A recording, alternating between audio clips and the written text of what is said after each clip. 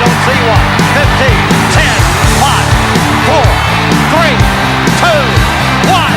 Touchdown! Tennessee scored! Yeah, the sun's burning fog off the Tennessee. The Vawl Navy's making waves and it's orange they bleed. Vawl Nation's tailgating and they're raring to go. Yeah, when Neyland gets to rocking, it's a hell of a show.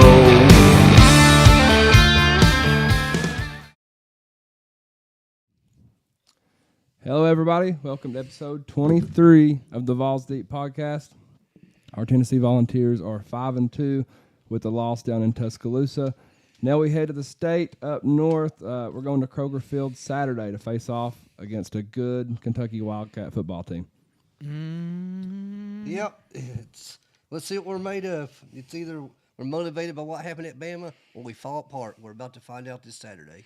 It could easily come off the tracks here. And after Saturday, me and old Luke going down Tuscaloosa, I'm telling you, it was a long car ride home. It was rough. We pulled over, slept. Yeah. It was, not motivating at all. As always, we're coming to you live tonight from the Vawl Cave. We're live on Facebook and YouTube. Share this out for us. Give us some likes if you don't care. We thank all of you for listening and for your support. If you can't watch the entire show tonight, it will be uploaded on all podcast platforms after it airs live. As always, we have a ton to talk about tonight regarding the Tennessee football team. Tough game last week, and so far, tough week for me anyway as a Tennessee fan. We're going to grade position groups from Tennessee's last performance. We're going to go over General Neyland's game maxims. Did Tennessee cover all Neyland's maxims versus Alabama? Spoiler, no. We're gonna preview this week's matchup versus Kentucky this Saturday. We'll give you all the information you need regarding that game. We'll also have our keys to the game. Must win. That's it. At the end of the day, just win it. Just win it. I don't care how you do it. I don't care if we play the worst game we've ever played. As long as we win, I don't care. Got some giveaways going on, too. Yeah, definitely got some giveaways. We have this week's college football and NFL pick'em. Spur, who won last week's prediction giveaway? Justin McCamey won last week. Okay, good deal. Congratulations, Justin. We'll message you soon. We'll be doing another giveaway tonight. We have a gift card, baseball, football cards, some decals, so stick around for the details on that. Speaking of predictions, the current football pick'em standings go as follows. In first place, we have Corbin. Corbin went 5-5 last week, bringing his overall record to 56-26. I'm in second place. I also went 5-5. My overall record is 51-31. In third place, Spanky moves up, and he was a tie last week, right? No, I went 6-4. Yeah, you don't even know what's going on, Spanky. Yeah, pay attention. I went 6-4. Spanky went 6-4 last week. Everybody give him a round of applause. That's right, baby. Yeah. Bringing his overall record to 50-32. Spur is us three are all really close. Yeah. But Spur's in last right now. He went 4-6 last week, and his overall record is 49-33. Yeah, the misery of last week just keeps on giving. A tough week for all of us, and now I got to draw that daggum cup again. So Spur has to dip out of the cup of misfortune tonight. So later on we'll see what his punishment is, or he can donate $25 to charity. It will be his choice. So we'll do our upcoming pick'ems towards the end, and then we'll explain to you how all of it works if you want to be a part of the Vawls Deep pick'em and win some cool prizes. I went 5-5 last week. Yeah. But look, you got to stay to the end of the show, everybody. You got to stay. Man, I had mono, so He's listening to George Jones again. You got some votes too on the duel last week. I did because You I'm did. a man. I'm a real man, unlike that one over there. Who I voted are for you? you twice, Corbin. Who are you? I appreciate you, Spo. That's Who why I are said you? I'm a I don't real even know man who like you that are. one over there. I hate things that you choose to be. I really do. Speaking of the duel, this thing come back home with me over the weekend, so I plan on keeping it another week. Even with Spanky voting chance. for himself on like 30 platforms. That's allegedly. he's still couldn't get it Allegedly. done. You can't prove nothing. He hacked in my YouTube account. I got a notification on my phone. I thought somebody's hacking my YouTube. And look, my dad can't vote for you either because family members are not allowed to vote. That's a conflict of interest. I heard that Spanky was still in defensive signs. Sound familiar? Huh? Yeah. I do have something to say on Michigan later. Oh, yeah, we'll get I do have something to say on Michigan later.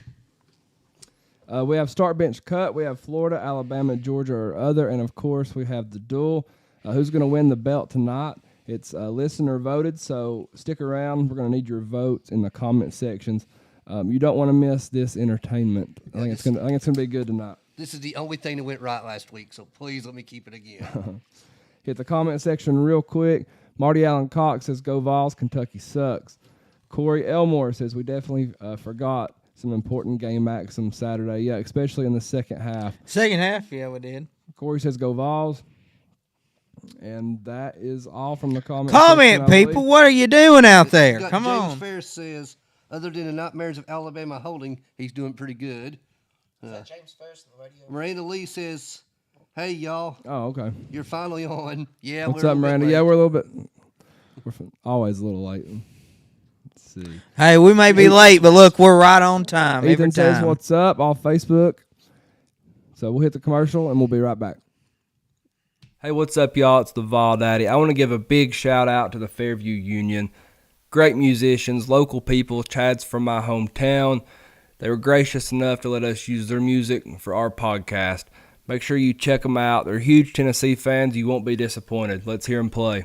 Man, you won't believe that roar when the boys find the checkerboard. The big orange is back. It's a fact. Volunteers, where you at? Get loud, staying proud. Send a message to the crowd.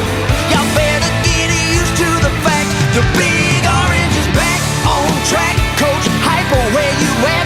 Getting it done, having fun. Power team number one. Y'all better get used to the fact. The big orange is back. All right, and we're back. Welcome back to episode 23 of the Vols Deep Podcast, live on Facebook and YouTube. We're about to hit this week's recap. We appreciate all the likes, comments, shares. Keep them rolling in for us. We truly appreciate it. Tennessee falls to Alabama. Great first half from Tennessee. Horrible second half. Overall thoughts on Tennessee's performance versus Alabama? It was it's a tale of two tapes. You can either talk about the first half or the second half. First half, I thought we looked really good. Like we did a lot of good things in that first half.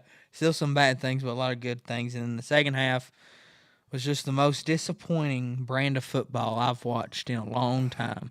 And I grew up watching disappointing football. Man, I was talking it in the stands too, Nice. man. It was bad. You know, we basically dominated Alabama for a full half.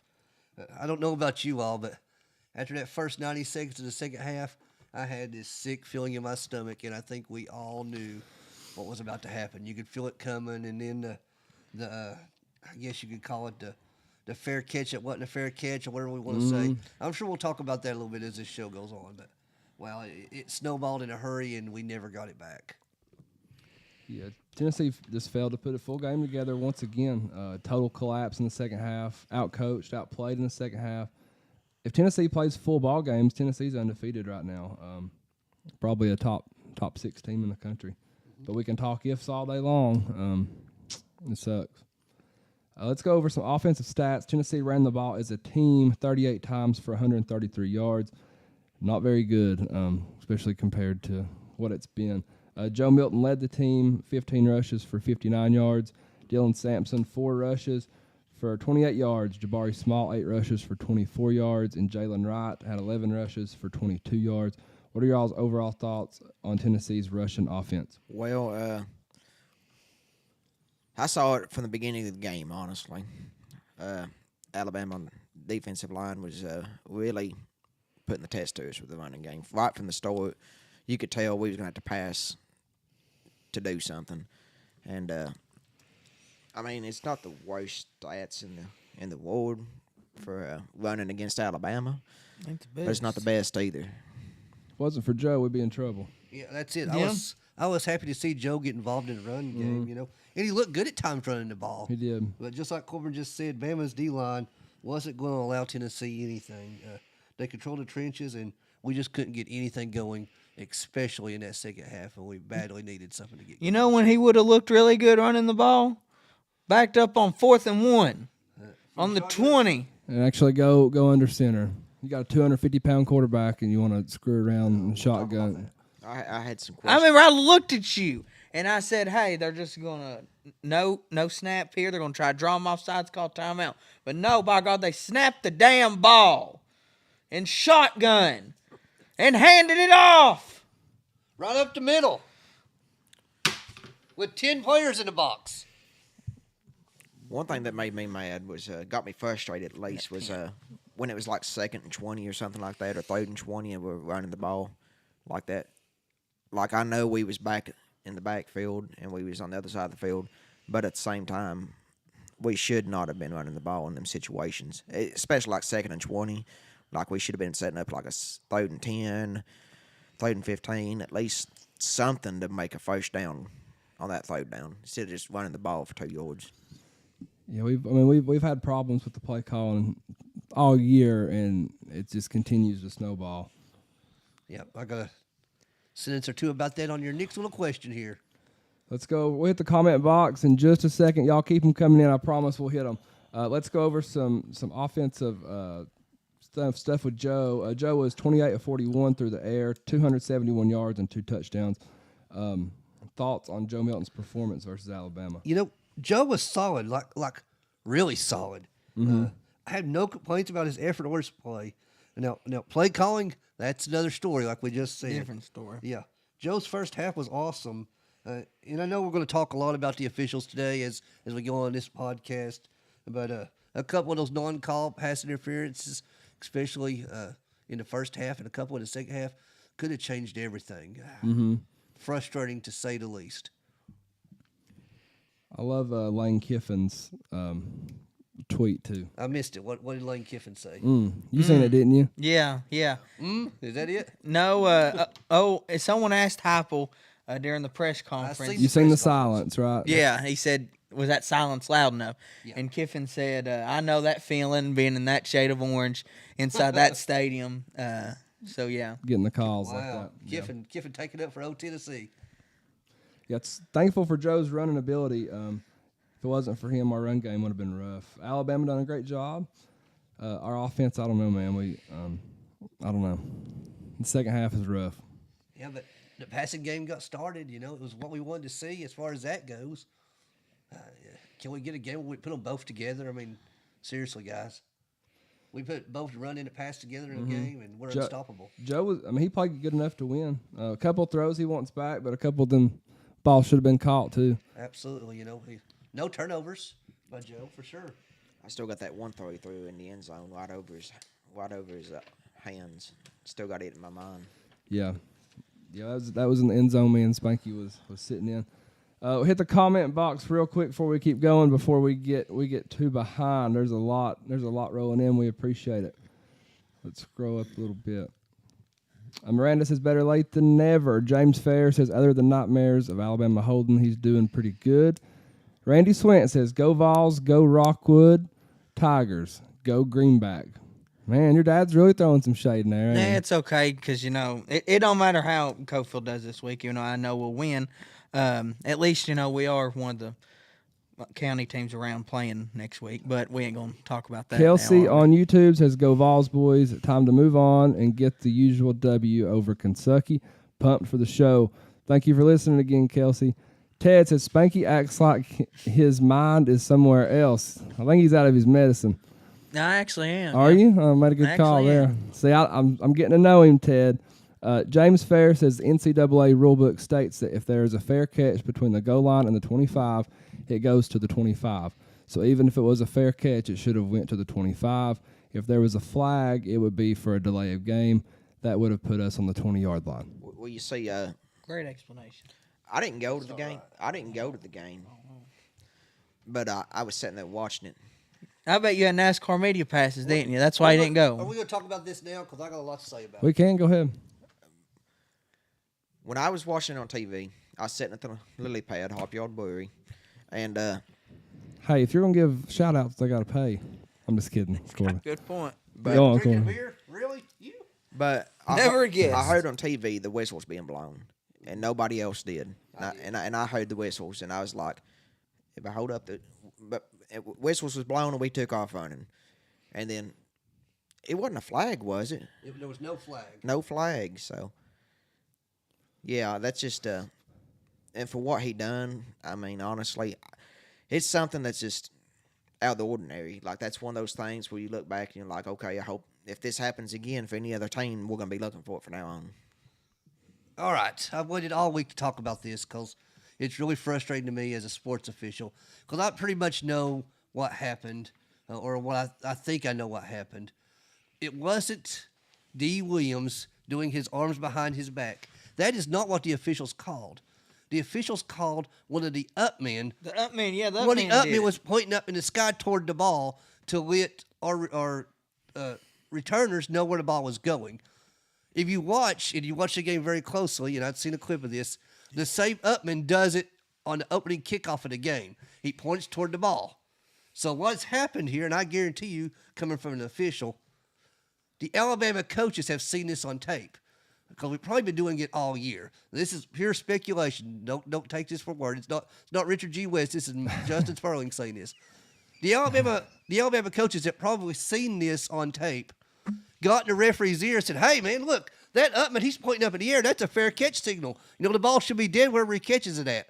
And I guarantee you those officials said, I don't know about that. I ain't never heard of that before. And they go in at halftime and they discuss it with each other. And that's when And those officials like, you know what? If we see it again, we're calling it. And it happened on the very first kickoff of the second half. that's a good point, The Spur. exact same thing that happened to begin the game because if you watch the clip, the same lineman points up toward the ball.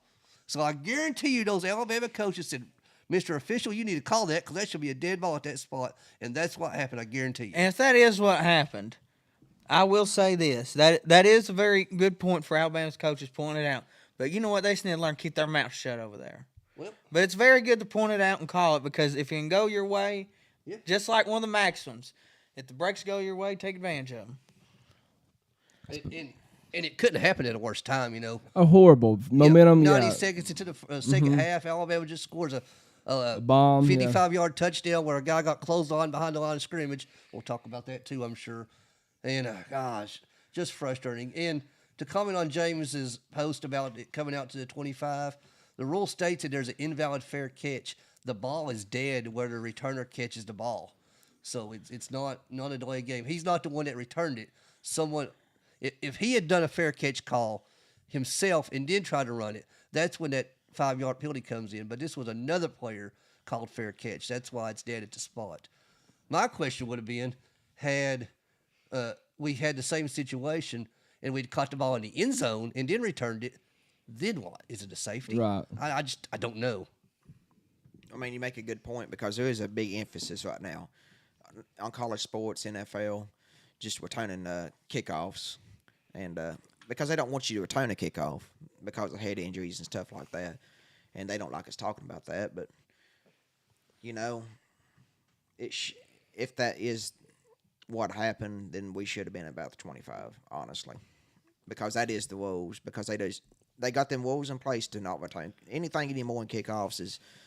Kickoffs is pretty much the thing where kick it off to the end zone and not return it because they don't want no head injuries. And it's the name of the game nowadays. And they got all these rules set up. So this is what happens, I guess. I will say one more thing about this, and I'll let it be. I would absolutely love to see Josh Heupel go absolutely ballistic on an official Yeah. when something like this happens. Instead of just looking and smiling a little bit and getting onto them, I mean getting their asses. Yeah. Because this was a turning point, maybe of our whole season, when something like this happens. You know, work those officials just like Nick Saban and that crew over in Alabama does. Hey, and I know Heupel didn't want to say nothing in the press conference because getting fined. Of I, course. I think enough of us can raise enough money to. We just want to If hear his he side would have of done it. it, there would have been a GoFundMe put up. He And, said yeah, enough. He said enough without saying a word. that's true. If they want to do a GoFundMe for them goalposts, we can do a GoFundMe to let Heupel speak his mind. Heupel didn't have to say nothing. He said exactly what he needed to say, just doing what he said. And he said nothing. He just sat there and said, It's like what Keith Whitley said. Here we go. You say it best when you say nothing at all. Go back and watch that press conference one more time. Josh Heupel says one word. Mm-hmm. Yeah. And then he said, well, at the end, he said, was the silence long enough? Yeah. Let's move on. Next question. Randy Swinton says, give Spanky some soap for his language. I ain't even said nothing Ethan bad. says, oh, Corbin was mad Saturday. Even on Discord, he was cussing every team out. Miranda says, Did you know what game you were watching? I don't know. Miranda says it was so nice to see Milton make some new plays. I was so happy with his performance. And heck, that catch by Squirrel, we definitely could have won that game, but there was improvement, so I'm happy with that. Yeah, she makes That's a good point. Really good point. Gosh, I hate criticizing referees. No, Ted says that Spanky's daddy needs to beat him for his language, and he says that I am Spanky's daddy. You got that right, Ted. Joe Milton needs to keep running in the second. Bama had no answer for his legs. He just stopped using them, and we get shut out. That's what Mr. Jones says on YouTube. I agree with that. We kind of stopped doing what was working in the first half. You know, we went through running, and we didn't even talk about what Milton was doing running. Milton was actually running like a man. Like he was putting players over, like he's hitting them and making them lay down. And I was impressed because he ain't done that all year. And that's what we've been talking about all year. Like, when's Milton going to do this? And he went out in Alabama, and that first half he was doing it. Veronica says, go Vawls. Mr. Jones says, when Joe runs, opens up passing lanes. The first half was proof of that. In the second half, he was hesitant to run, and we got shut out in the third and fourth quarter. Matthew Bowens says, Kentucky 24, Tennessee 17. Negative. I agree. I'm going to hit the other Facebook now. Then we're going to get back to where we go. We got sidetracked there, but we was trying to hit all the comments. Landon Graham says, raise hell, praise Dale. Yeah, NASCAR died when Dale died. Ain't that right, that's Corbin? right. That is right. No, I'm just kidding, Corbin.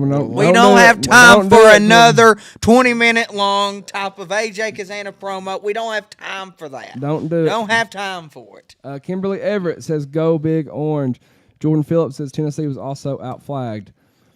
Yeah. Austin Hensley says, we're the worst short yardage team in the country, and I have no idea why. What is the ranking in the stats for that? It's not good. Was it the first year or the second year we had issues with Heupel going in the gun on fourth and, half a yard? It seemed like we converted every single one of them last year, so had to be the first year. Heupel needs to watch Philadelphia Eagles, if anything.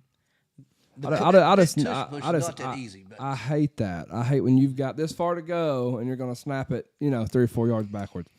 Hey, if you watch that tush push, it's more about Jalen Hurts. If you watch him, he's not just going forward like all the other quarterbacks. He's watching. He's looking for gaps and holes to go through. Jordan says, with the size of Joe, you don't go out and shotgun on 4th and 1 ever. Put him under center and push him across the line. Yeah, he's 250 pounds, and we act like, that Nico's out there. But we can sit here and complain about all we want, but one call did not cost us the ball game. No. It didn't. We can complain all we want. That's what we're here for. We're here to just complain. Jason Taylor says, where's the tailgate going to be Saturday in Kentucky? Kentucky. The volunteer club should be doing one, and I think there's one that the alumni association or whatever puts on. There should be plenty of them, though. Joey Hester says he should have thrown the ball on 4th and 1. It'd been better than what we did do. I think, honestly, you're going to start seeing in the next couple years at least, because these teams are now getting used to, like, 4th and 1, 4th and inches, 4th and 2, 3rd and 2, 3rd and 1, stuff like that. Like, they're expecting the same old thing. Quarterback sneak, which is the main thing nowadays. Like, if you watch NFL, anything, like, the quarterback's going to sit there and he's going to hike it and they're going to push him forward. So I think there's going to be a change have to come in the next couple of years, because in a couple of years, everybody's going to adapt, and you're going to have to come up with something different. There's a quarterback sneak or a little fullback drive up the middle, or a little bitty halfback drive up the middle. I miss the days of a big fullback. Or if Alabama's packing 10 or 11 in the box on that 4th and inches, snap the ball. If you're in shotgun formation, just take 3 steps to the outside. You have a yard there. Don't go right up the gut where there's 22 people. There's a reason that they've been running the football up the middle and creating like a tush-push pile for years. It's worked since the 1930s. Yeah. So obviously it's going to work now. If you got the hosses up front that can move you, then you use them. But when you do it, well, football's getting nailed. Like like when it happens, they know what's happening. Well, We football know what's nowadays, happening. man, and I hate to say it, but you don't have as nasty of line play now as what you used to. Ever since Spanky left the gridiron, it's never been the same. I don't know about that, but look, I'll tell you, they don't make them like they used to. They don't make them like Spank no more. They don't. For that matter, Spanky, just give him a back body drop right over top of the line. No, I don't see why not. Let's get back into the I thought he was practice squad. top. I was. You was I practice was, squad for I was the what, best one Dang, for it. yeah. I was the best one for it. Thank God I left. Let's hit our receivers now. If we miss your comment, yeah, way off. Comment again. We got a ton of them coming in. 28 receptions as a whole for the receiving corps. Squirrel White led the team, 10 catches for 111 yards and a touchdown.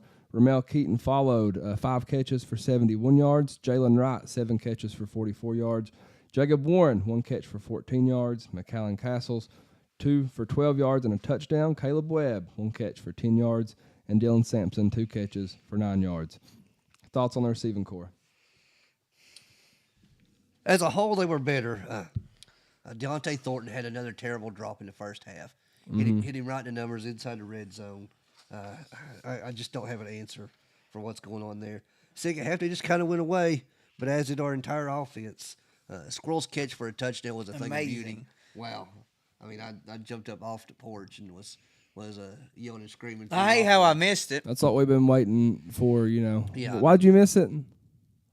You know why I missed it? Why'd you miss it, Spanky? I had to go somewhere and get something for somebody. Where'd you have to go? I had to go to a line and get something for somebody. Well, you Who? know, never get up during a football game. I don't care who asks you.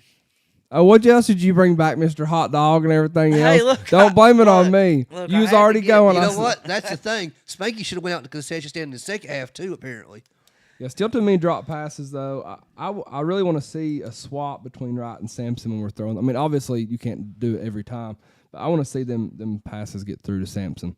He's way better out in space in my opinion. Tennessee on defense, great for a while, fell apart, giving up 27 points in the second half. Thoughts on Tennessee's defensive performance? Just like with the offense, first half I thought we had a good defensive game. The second half, I'm telling you, there's not a better team in the country making adjustments, unlike Alabama. I'm telling you that the adjustments they made at halftime, hats off to them. Like, we can hate them all they want. I hate Alabama, but you got to give them respect for making them second half adjustments. you know we've said it twice already in the show. It's going to be a trend today. A game of two halves. Yeah. They couldn't get off the field in the second half. You know, Alabama converted several 3rd and 8s, 3rd and 7s, 3rd and 14s, and it just snowballed very quickly. You know, they still done enough to put us in position to win the game, but our offense in the second half didn't score a single point, and that didn't help our defense out at all. Yeah, Alabama's offensive line was 130th in the country going into this game. Wow. And, I mean, we done all right. Should have had a field day with them. Giving up 27 points in the second half was crazy. I mean, we obviously helped them out a little bit. Too many big plays. Kind of reminded me of the Fulmer days at the time. Just get a lead and kind of sit on it and screw around or something. Well, you say that the playmaking we was doing was reminding me of that. Yeah. It also helps out Alabama's offensive line when they know for a fact that holding isn't going to be called the entire game. Yeah. Yeah. 100%. But also it went back to what I've said in this podcast several times this year is I cannot stand when we play conservative. Like we feel like we're up big, we play conservative. If we're like in a tight squeeze, we're gonna play like we're gonna try to earn it for like 4 yards. Or we're gonna try to like do a slant route or just try to get a few yards, just a quick pass or a screen pass or something, and it just drives me up the wall because we don't try nothing. It's weird compared to the last 2 years with Heupel. So I think that's even more frustrating is just seeing how aggressive we used to be compared to what we're doing now. We're definitely not as aggressive this year as we have been the past couple of years. Tamarian McDonald led the team with 10 tackles. Elijah Herring had 8. Aaron Beasley and Jalen McCullough both had 7. As a team, Tennessee had 4 sacks and 5 tackles for loss. Special teams were good again. Jackson Ross had another good day punting the football. 5 punts for 266 yards, punting 2 inside the 20. Charles Campbell was 2 for 2 for field goal and 2 for 2 for extra point. That's weapons right there. But I'll tell you, Jackson Ross is going to have to run on one of these punts. You know, there was at least I don't know why there was we've at not. least three Yeah, times where it was short distance to go, and there's nobody between him and 20 yards. He just tucks the ball. I wish Heupel would give him a little bit of freedom on that. He ain't done it all year. I'm That probably telling you. worked better than a shotgun snap on 4th and 1. Yeah. Snap it to the punter. Let him have 15 yards. He's got to be 230. He's got pounds as a long punter, legs. yeah. You know he can move. we've talked so much about the fake. It's got to be coming. It's got to be coming. I mean that's the game you do it in. Yeah. Yeah. All right, let's hit our General Neyland's game maxims. We'll go over each one and agree or disagree if that maxim has been reached. Maxim 1, the team that makes the fewest mistakes will win. I don't know. Alabama made a lot of mistakes in the first half. But We're talking. Yep, got to play two halves, Spank. That's exactly what happened. yeah. Bama won with the fewest non-called mistakes. Play for, make the breaks. See what I done there? Yeah. When one comes your way, score. We scored, but too many field goals. No, and in the second half, like our defense would make the stops that they need to, and offense just wouldn't make the breaks. Even when we was kicking field goals, me and you both like we got to get 7. Yeah. We got to get 7. We had got good opportunities to be up. What was it, 21? With 21 points at half, and we just gave it up. Maxim 3: If at first the game or breaks go against you, don't let up. Put on more steam. I put that up at halftime, and yeah, we did not do that. Yeah, it seemed like the fair catch. It wasn't really hurt us, but we never recovered from that. When that break didn't go our way, we never recovered. Protect our kickers, our quarterback, our lead, and our ball game. Milton got hit a lot, especially right there at the end with the scoop and score. They protected the kickers at least. We didn't protect a 20-7 lead at halftime. Yeah, that's what I've got down. Didn't protect the lead. Ball, Oski cover, block, cut, slice, pursue, and gang tackle for this is the winning edge. First half. Our tackling really wasn't the issue, though. I thought we tackled fairly well in the whole game, but Bama made some big plays. Press the kicking game. Here's where the breaks are made. Done good here. Kickers done their jobs. Yep. Can't complain with them. Carry the fight to our opponent and keep it there for 60 minutes. Not 30 minutes. We did 30. We're going to hit the comment section one more time. There's so many coming in. If I skip you, comment again, please. Spank's getting some love from Matthew. Let's see. Jamie says it was the first year. Last year we had Fant for short yardage. That's a very good point. Fant was great. We would put him in at short yardage at fullback. Randy says one call contains the momentum of a game. I don't want a team to get that momentum rolling. It can be hard to stop them, especially on the road. Let's see. If I miss you, I'm sorry. Jeff Hensley says we're a defensive team right now. We got a punt on some of these fourth downs. I know it's not exciting, but it's what we are right now. I agree with that. We are. Defense is the best thing about us, honestly. Yeah, I agree with that completely. I don't know, man. Hey, them kickers and punters. Hey, we can kick and punt with the best of them now. Hey, we sure can. Yeah. Mr. Jones on YouTube says Heupel has had a top 10 offense every year as a coach until this year with Joe Milton. Last year we ranked number 1. This year we are at number 75 in passing offense. James Fair says Thornton needs to stay at the house. Yeah, kind of disappointed, especially all the hype that we've heard all offseason about him. He'll definitely be back because everybody said he's going to be a one and done going to the draft, and he's not going anywhere after. I mean, he ain't going to the NFL. He might go somewhere else. But Dwayne Fulbright says, "Is it possible to bleed red and orange?" No, Absolutely not. absolutely not. No. This ain't house divided over here. Yeah, we do not believe in diversity. Hey, Spur, Yeah, you cut my arm and orange blood flows out. Hey, Spur, you're an official. I have a question for you. Oh boy, here we go. It's a uniform question. So I thought here we every go. player on the same team has to have the same jersey on, like same jersey color on. Where are we going here? Like, because Alabama, they had players out there with red jerseys on, then they had some players out there with black and white jerseys on. Like, I thought that was a... No, you're mistaken. Those were zebras out on the field. Alabama's linemen looked like zebras. Oh. That's all it was. Okay. Yeah. Okay. And did you see what happened during the game? What? They had 5 different blind people out there. Oh don't my know how it gosh. happened. It was like Ronnie Millsap and Ray Charles had a family Gotta gathering be a out there. liability. Joey- Stevie Wonder was out there for some reason. Joey says he wishes that Samson got to play more. Agree there. Kimberly says the defense got tired of fighting all the holds that were not called. Yeah, it's got to be frustrating for sure. Jacob Monroe, what's up, buddy? He says at least we have a hell of a punter, Jackson Ross. Just needs to run the ball. Yeah, he needs to run the ball, man. Hey, there was more holds Saturday than a 70s wrestling match. All right, that was our recap. That was the longest recap that we have ever had on this show. There's a lot of comments to go through. We'll be right back with our first main talking point of the day. We're going to grade position groups from the Alabama game. Stick with us.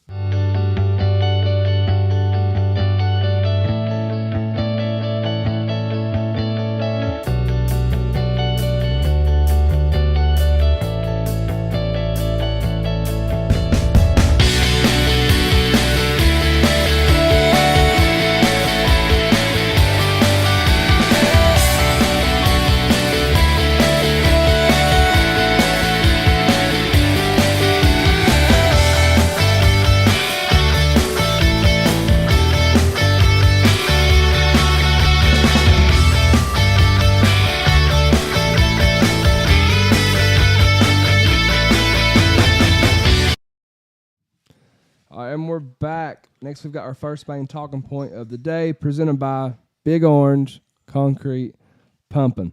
Come on, Spank. Sorry. Taylor Jones with Big Orange Concrete Pumping has been doing this type of work for a very long time. He has one of the biggest lime pumps in the state, just like Spanky.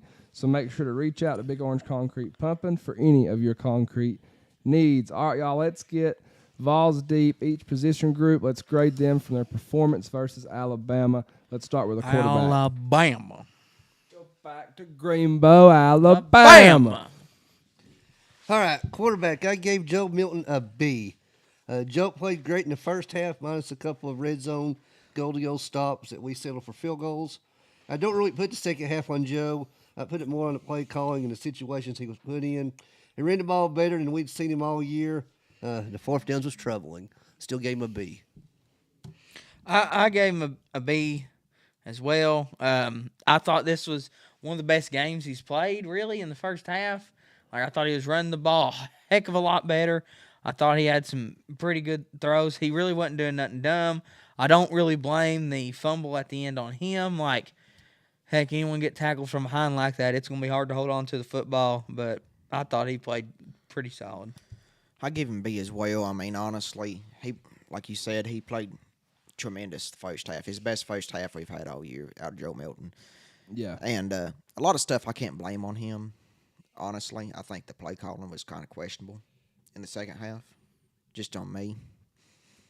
Not just on you. I mean, Yeah, it was definitely questionable. he's kind of put in a spot, and he made Total- take chicken shit, and make chicken salad with it in a way. I like chicken nuggets. All right, here we go. I got to be well. Joe played fine. He played good enough to win. Joe is what he is, and I'm at the point where I'm putting on more of the coaching staff than I am Joe. Running backs.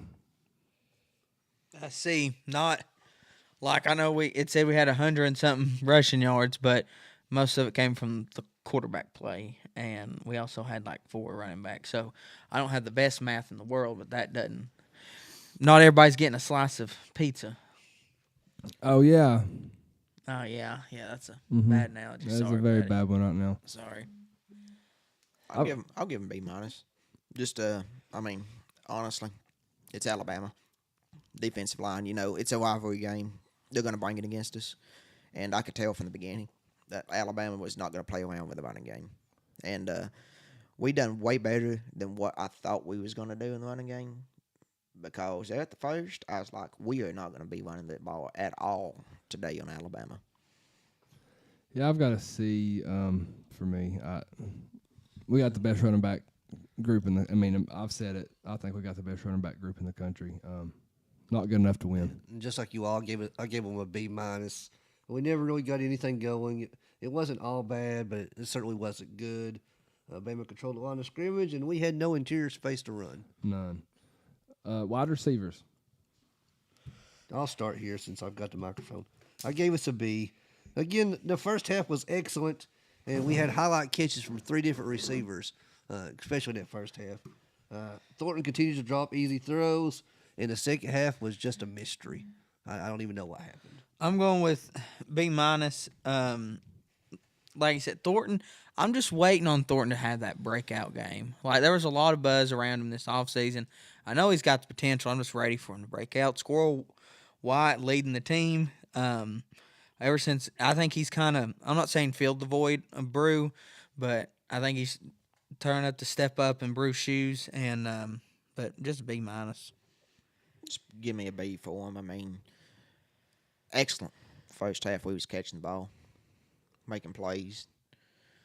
And like I said just a second ago, questionable in the second half. Like, what can you do when you're throwing 2 yards and stuff like that? Yeah, I'm going B minus. Just too many drop passes, man. They made some good plays, but too many drop passes. What about tight ends? Tight ends, I gave us a B. Seems to be a theme today. Jacob Warren made plays. Castle's touchdown in the second quarter was perfect. The pass protection was just okay. Our tight ends still need to be used more. I 100% agree with that. I give him B minus.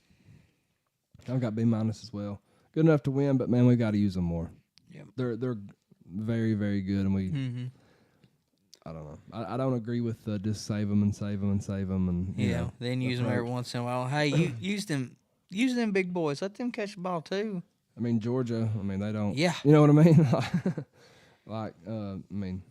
Like heck, it shows when Do the Chiefs? Do they just let's save Kelsey, or do they say no, he's a badass? like heck, one of the most popular positions in all of sports right now is a tight end. Yeah. Yep. Thanks, Taylor. Offensive line. B minus. Like, I don't think they did an awful job. I thought they held up pretty well. They could have done better, but I've seen a whole lot worse. Mm-hmm. I was pretty critical. I gave us a C. Bama was simply better than us up front. Bama came in giving up a ton of yards on the ground. We've already talked about it. Yep. And we just couldn't get anything going. I'm baffled. I expected better. I really did. I did too. I gave it C minus as well, just out of the fact, like Spur said it pretty much. Like, we could have done better, honestly. Yeah, I've got C minus as well. Nothing special. I mean, I guess from a communication type standpoint, a little bit better, you know, on the road game. But yeah, I'm disappointed in the offensive line. Not just that. I mean, honestly, when we're doing a screen pass, like I know it's not offensive line, you got a wide receiver and tight end out there, but still. Defensive line. I went with a B. They played well for a good portion of the game, but there was a stretch in that second half where we were all out of sorts. I mean, we looked confused. We looked just frustrated. Give credit to Bama for creating that. You know, there was 2 straight offsides at one point. A 5-yard penalty followed by a 5-yard penalty. It moved the ball 10 yards. It gave Alabama an automatic first down. Mm-hmm. You know, that was followed up by a false start by Alabama. You know, Yeah, but nobody wanted to call that one. No, that was their only flag of the game. You know, but you know, besides which that, one? There's multiple ones. that was the only flag that was called on Alabama. No, I mean there was multiple false starts, but yeah. whatever. Whatever. Like when your hand goes down as a lineman, you can't pick it back up. You can't pick it back up. Once your hand goes on the ground, you can't pick it back up. You may know something I didn't notice. So I saw He it is one a spank, time. by Yeah. God. I saw it one time. God almighty. Now I'll be quiet. I'm going B. Look good overall. You know, 4 sacks, but should have been better over. You know, with the Alabama offensive line that struggled all year. What about defensive backs? Defense backs, I'm giving them a C plus. Miro or whatever his name is, I don't know. Don't really care. He had one of his best games, and our defensive backs kind of helped him out just a little bit. But they held their ground a little bit, especially in the first half. you know, I'm going to tell you the turning point of the game right here, and it wasn't that 55-yard bomb where we were held on. I gave us a B minus. Kamal Haddon was having another fantastic game, and then he was sidelined with a shoulder stinger. At that moment, I was like, "Oh no!" You know, he's become a leader on the defensive back side for sure. He's been great since Florida. Yeah, we wasn't the same without him. and he was never 100% again in that game. I'm curious to see how he's doing this week because I've not heard any kind of update. You know, was it just a shoulder stinger? Was it a bruise? Did it come out of place? I just don't know. Bama torched their secondary in the third quarter, though. Give the defensive backs in the next one, linebackers too. Just give them for me. First half, A minus. Second half, C. Yeah, I'm going. I got C's for both of them as well. Defensive backs, improved average game. I think. If we could rank these by halves, but it's bad. But as soon as Haddon hit him, though, he's grabbed his shoulder immediately. Yeah. And I knew it was bad. Linebackers, like I said, I'm going to go C there as well. I'm pretty critical of linebackers just because that's my position, so always critical. Have to be better. And, man, we miss Peely. Yeah, I give our linebackers a B. It probably could have been A+, had a few holding calls That been game made, would be. But, they weren't for whatever reason. What about special teams? Give him an A. They Hey. ain't done wrong. Hey, we may not be able to catch, run, block, pass, tackle, cover, but by God, we can kick and punt with the best of them out there. Hey, our best offensive play sometimes is fourth and long. That's the best one we got right there. Ross had a 73-yard punt. Yep. He just completely flipped the field. But again, please run the ball one time. I just want to see it one time, Mr. Ross. Hey, what does old Jermaine Funnyman Johnson says? Run the ball. You know, golly, this is going to jinx us. Please don't say this. In Australian rules football, you had to bounce the ball every 18 yards if you're running it. Jackson Ross, if you're running the ball Do you 18 really? yards, do not bounce the ball. Do not bounce the ball. That would be that'd be that what it crazy. was? That is, yeah, I've watched a lot of Australian. But what if he did do it and just that'd be fun? Would they call a forward pass? You think or anything? Because if he actually done it and just kept going, that'd be. Well, I say if he drops it, then it like a fumble. I guess. I guess it depends where you're playing. If you're playing in he Alabama, if it'd be he ran 18 forward yards pass. with that ball and they're going like a basketball, you talking about me about to come alive? I'm going to come alive. Let's give out some game balls. Who would you give the game ball to on offense?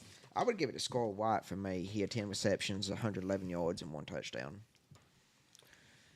Squirrel White, like I said, he stepped up big time this week for the receivers. Had an amazing catch down there in the red zone. I'm gonna give it to Squirrel. You know, I'm giving it to Joe Milton. I thought it was his best half of a game as a Tennessee quarterback the first half. Mm-hmm. He was poised. He was confident. He made 3 or 4 NFL quality throws that were absolutely perfect. He ran with some aggression. And for a while, looked how we wanted him to look all year. Then the second half happened. I'm going Joe as well. I wrote Squirrel down, so it's my second, but I'm going Joe. He done enough to win. I thought he played good. I think if he had the right play calling and not this conservative crap they come out with in the second half, then it'd been the greatest game of his career. I believe so, too. What about on defense? Kamal Haddon. Absolutely. I think before he got hurt, he was showing everybody why he's one of the best DBs in the SEC. Exactly what Spanky said, word for word. Well, I know you all had him, so I took Elijah Herring. He had 8 tackles. For No, that. you didn't. I'm not going to give one because you can't cut footballs in half. So Yeah. Well, that's why I put with Haddon because he got hurt halfway through the game. No, you can't cut footballs in half, but you can also just get 2 footballs. You can deflate them. We may talk about that in a few minutes. Yeah, we might. y'all are gonna want to hear the duel. I promise you that. Mr. Jones on YouTube says Hendon Hooker played the first half and dressed as Joe. Let's see. Tennessee fan on YouTube says hello everyone. What's up? Thank you for listening. Jamie Swint says that Warren could have picked up the first on that 3rd and 15. He went down with minimal contact. That was a heartless play. I want to go back and watch it. I do remember seeing it in the stands, and it did look like he could have definitely got it. Mr. Jones says Joe is a 6-year senior. He's lost his job at 2 schools. I wanted Joe to succeed and do well. A zebra doesn't change its stripes. And a zebra also don't throw a flag either. Yeah. Do we want to talk about this real quick? He also asked, is Heupel wanting to redshirt Nico? At this point, I mean, That's what. How many games he played in so far? 3? yeah, I guess so. I say don't play him the rest of the way. Well, that's what I want to talk about because there's this big rumor going around like Nico's leaving us. Where have you heard that at? It's been all over everything. It's a thing. I don't think it's true, but it is a thing. The thing, what I'm saying is people's believing it's true. Look, there's a little bitty group that's thinking it's true, and then when you get a little group that think it's true, then they tell people, and all of a sudden it becomes a thing. Like it is not a thing, ladies and gentlemen. Jeff, I agree. He's not going in. He ain't just leaving that $8 million here to go somewhere else. It's a bunch of BS that you're hearing, and you're going to think it's true because you got so many people telling it's true that it is not true. Jeff Hensley says big drop off at linebacker from upperclassmen to the younger guys. Yep, 100% agree with you there. I wonder when Peely's supposed to come back anyway, because I acted like it would be around this point. So Yeah, 1st of November or so. yeah, we'll see. Mr. Jones says if we had Hendon Hooker this year, we would be undefeated national champions. We would be undefeated right now. Good chance of that. We would be undefeated right now. 100%. Hit this other chat real quick. Kimberly Everett says you're right about Haddon Spur. All right, we'll be right back. We've got start, bench, cut. Stick with us. Share this out for us. Give us some likes. Thank you. Big Orange Concrete Pumping. They can accommodate any residential or commercial concrete project that you may have in mind. They have one of the biggest line pumps in the state. They take a lot of pride in their work, and they're waiting on your phone call today. Their number is 865-371-3367. Whether you're pumping noise and kneeling or pumping concrete, make sure you roll with the Big Orange. That's Big Orange Concrete Pumping, 865-371-3367. And we're back. Next, we've got start, bench, cut. We hope everybody's having a great Wednesday night. We're live on Facebook and YouTube. Share this out for us if you don't care. How this works is we have to rank these answers in order from first to last. Start being our number one and cut being last. Are you all ready? Let's do it. Let's get funky like a monkey, baby. Which group are you most disappointed in from last week's loss versus Alabama? The offense, the defense, or the coaching staff? This one's easy. Start, I think we could all agree. Start, coaching staff. Mm-hmm. Yeah. Bench, the offense. And cut, the defense.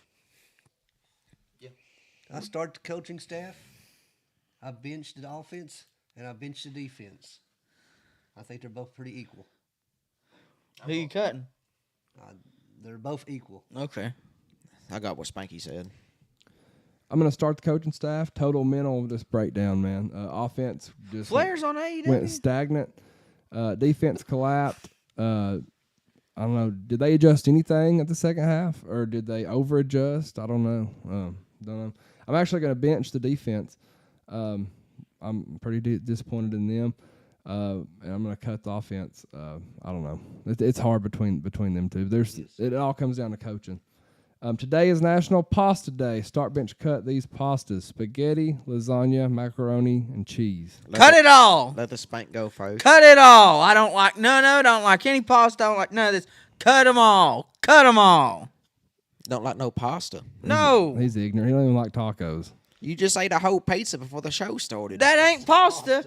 It's close enough. Oh, shut up over there. You know, you got to start. You don't like macaroni and cheese? No. Ric Flair is on AEW. What are you doing? What? I don't care. I'm just going to cut his mic off. You can use his mic. Sorry, I got distracted. Never mind. Start macaroni and cheese. You have to start macaroni and cheese. If you don't like macaroni and cheese, you are not American. Bench spaghetti. Spaghetti. You put hot sauce in. You can put ranch dressing. Yes, ranch dressing is great with spaghetti. Just going to let you know right now. And you got to cut lasagna. I love lasagna, but you got to cut it. I agree with Corbin. Start macaroni and cheese. Nothing as good as a big old plate of macaroni and cheese if it's done right. If it's done right, it's really good. But Yeah. I'm going to bench spaghetti because you could really mess up spaghetti very easily. Mm-hmm. And I'm not a big fan of big, thick noodles, so I cut lasagna. Y'all gonna have to try some good lasagna. I'm starting lasagna. I love it when it's done right. I'm gonna bench spaghetti. I'm picky about spaghetti though, because you can jack it up. and it sucks, but I'm gonna have to cut macaroni and cheese. It's a side. It's not even the main deal. That's the better question. Is macaroni and cheese a side or is it a main dish? I couldn't tell you. I've eaten it as a main dish many a times. Yeah. Number 3, start bench cut. These top 3 teams in the AP poll currently: Georgia, Michigan, Ohio State.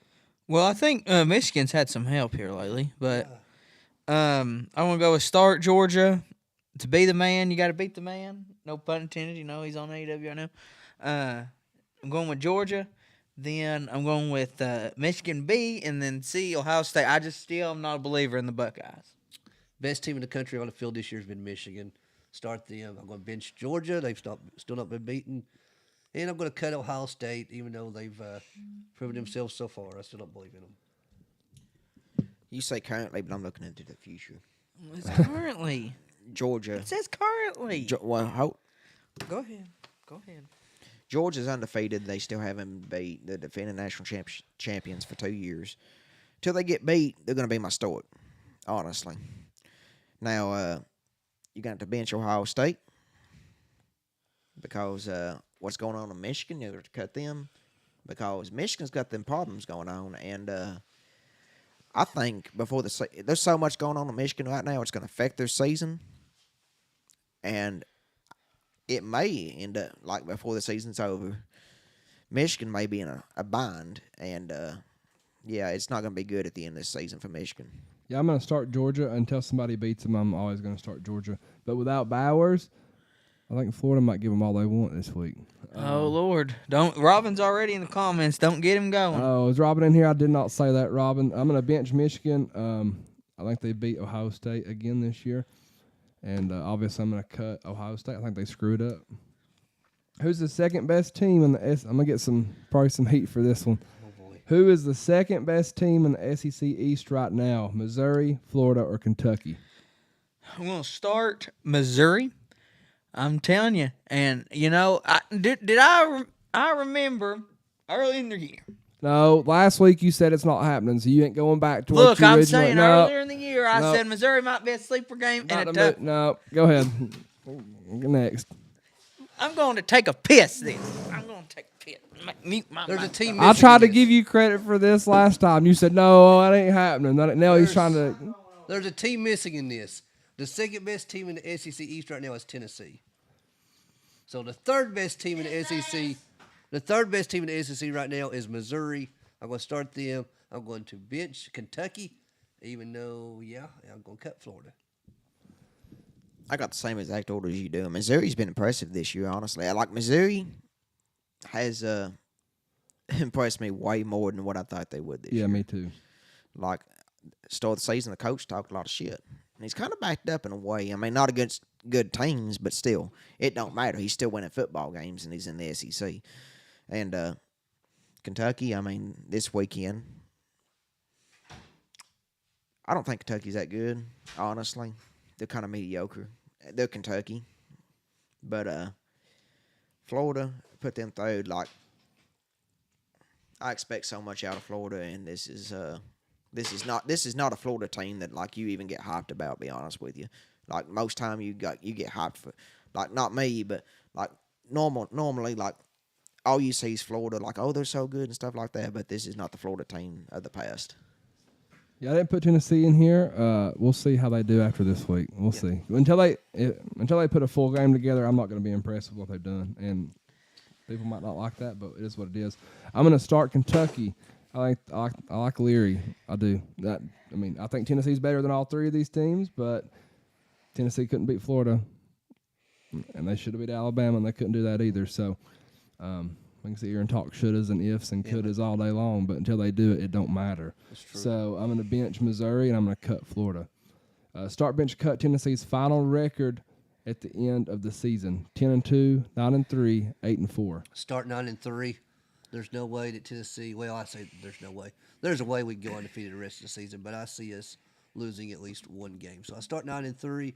I'm going to bench 8-4 because we lose one, we can easily lose two, and I'm cutting 10-2. I just don't see us going undefeated the rest of the way. I'm starting 9-3 as well, just out of the fact I think we'll lose one more. The one I think we can lose is Georgia, of course. I mean, let's be honest here. But We're beating Georgia. the rest I think we can beat, honestly. And hey, if we beat Georgia, hell yeah, give it to me all day long. We're beating Georgia. But I feel it. We're beating Georgia. They know it too. But 8-4, I mean, if we was lose Georgia, the only reason we'd be 8-4 would be a BS game, like just losing some BS game like Missouri or something, like something crazy happens, and cut 10-2. I don't see us going 10-2. Just being honest. I'm gonna start 9-3. I think, like I said, I think we do beat Georgia. You moved up to you was 8-4 a couple weeks ago. I was 9-3 then too. You gonna mute my mic? Huh? You gonna mute my mic? You're on mute. I'm on mute. I ain't done yet. We'll go on. And I'm gonna bench 10-2. I think we're fully capable of winning out. I really do. If we can put it together. And I'm gonna cut 8-4. God, I hope we don't go 8-4. Yeah, it'd be rough. I'm going with basically the same thing. 10-2, 9-3, 8-4. You like us going undefeated the rest of the way? Yeah, I actually do. I like it. I do. Hell yeah. Because it's like you said, if we can put it together, and I think right now we're more battle tested, and that's the big thing. And you can go on about what you want, and I kind of knew we had to be battle tested. And Alabama coming into when we played them, they were battle tested, but now we've had to go through that battle. So I think we're in a good spot. I'll tell you this: we're more battle tested than Georgia is. That's for Oh yeah. I think everybody in the country. Look, is more those balanced. born in the fire don't faint in the sun. Georgia's got a tough game this week. Robin, I'll say it. Robin. I wouldn't be surprised if Florida snuck up there and got Georgia. Oh God, he's hard as a rock right now. He's on you too about he's on you about that trivia, miss, in the comments. Well, he's not wrong. I bombed trivia on a certain afternoon talk show on a certain radio station. Sorry, Tyler. Heupel's worst offense ever has one factor added and a factor of Joe Milton. That's from Mr. Jones on YouTube. Robin Shelton says, "Go Gators." Mr. Jones says, "Bacon, macaroni, and cheese." Now you're talking. Bacon, cheeseburger, mac and cheese. I like cheeseburger, but not mac and cheese. Justin Morrison says, "What's up, guys? Go Vawls." Mr. Jones says, "If we can win out and Georgia loses one other time besides us beating them, we can get a rematch with Bama." No, because Florida's still going to lose again as well. Yeah, we need Florida to lose again. They will. Robin says, "Everyone's cutting the Gators. Y'all are so wrong." I just gave You don't put money on it? There. Mr. Jones says you can't spell suck without UK and SC. Justin says definitely believes 10-2 is a possibility. What's up, Josh? Josh Jackson's in. He's listening to us. Josh listened all the way from Florida. Ugh, poor guy down He's there. back down there in Florida again. Poor guy. That was Start Bench Cut. Very fun segment. One of my favorites. We will have our second main talking point of the day next. We're going to answer some tough questions about this Tennessee football team, so stick around for that. We have giveaways coming your way. We'll preview Tennessee's next opponent, and we put your skills to the test with Spurs predictions on the football pick'em. We'll be right back. ZNN Concrete are the professionals you need to call for all of your concrete finishing needs. Driveways, sidewalks, curbs, garage pads, footers, and much more. They can do it all. No job is too big, no job is too small. Give ZNN Concrete a call today, 865-360-6176, residential or commercial. That's ZNN Concrete, 865-360-6176.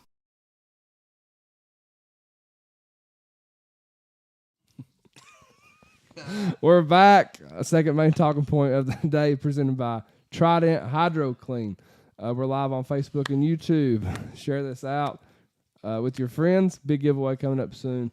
Joe Milton, in my opinion, one of the best games he's ever played. Why is this coaching staff so unconfident in this offense? What has changed other than offensive personnel and then the offensive coordinator, Alex Golish? Well, you know something? We wasn't unconfident in that first half. No, we weren't. We just forgot to pour on more steam in the second half. Open it up, Coach. Let's play the same offense in the second half we did the first half against Alabama, and something could have been different in that game. Maybe they thought going in the locker room, like, hey, maybe if we go conservative here, Alabama will never see it coming. Yeah, you're missing Hooker, Hyatt, Wright, Corbin, Tillman, Fant. Put more respect on their names. Need to put their names on a shirt. You can't think of it that way, though. I think one of the biggest differences is Hooker made things happen when nothing was there, and that's kind of what Joe. Joe don't do that if it's not schemed up perfectly. If anything goes bad, he kind of panics. I don't think Joe's is nowhere near as confident as Hendon Hooker is either with his play. I just didn't like the play calling. I think Alex Golish is a genius. We miss his schemes. We miss his opinions, his eyes in the booth. And I think we miss his confidence. We've seen the unconfidence all year long. It's like we play to lose on offense. We're way too conservative. And we've already talked about the 4th and 1, so I'm not going to go there again.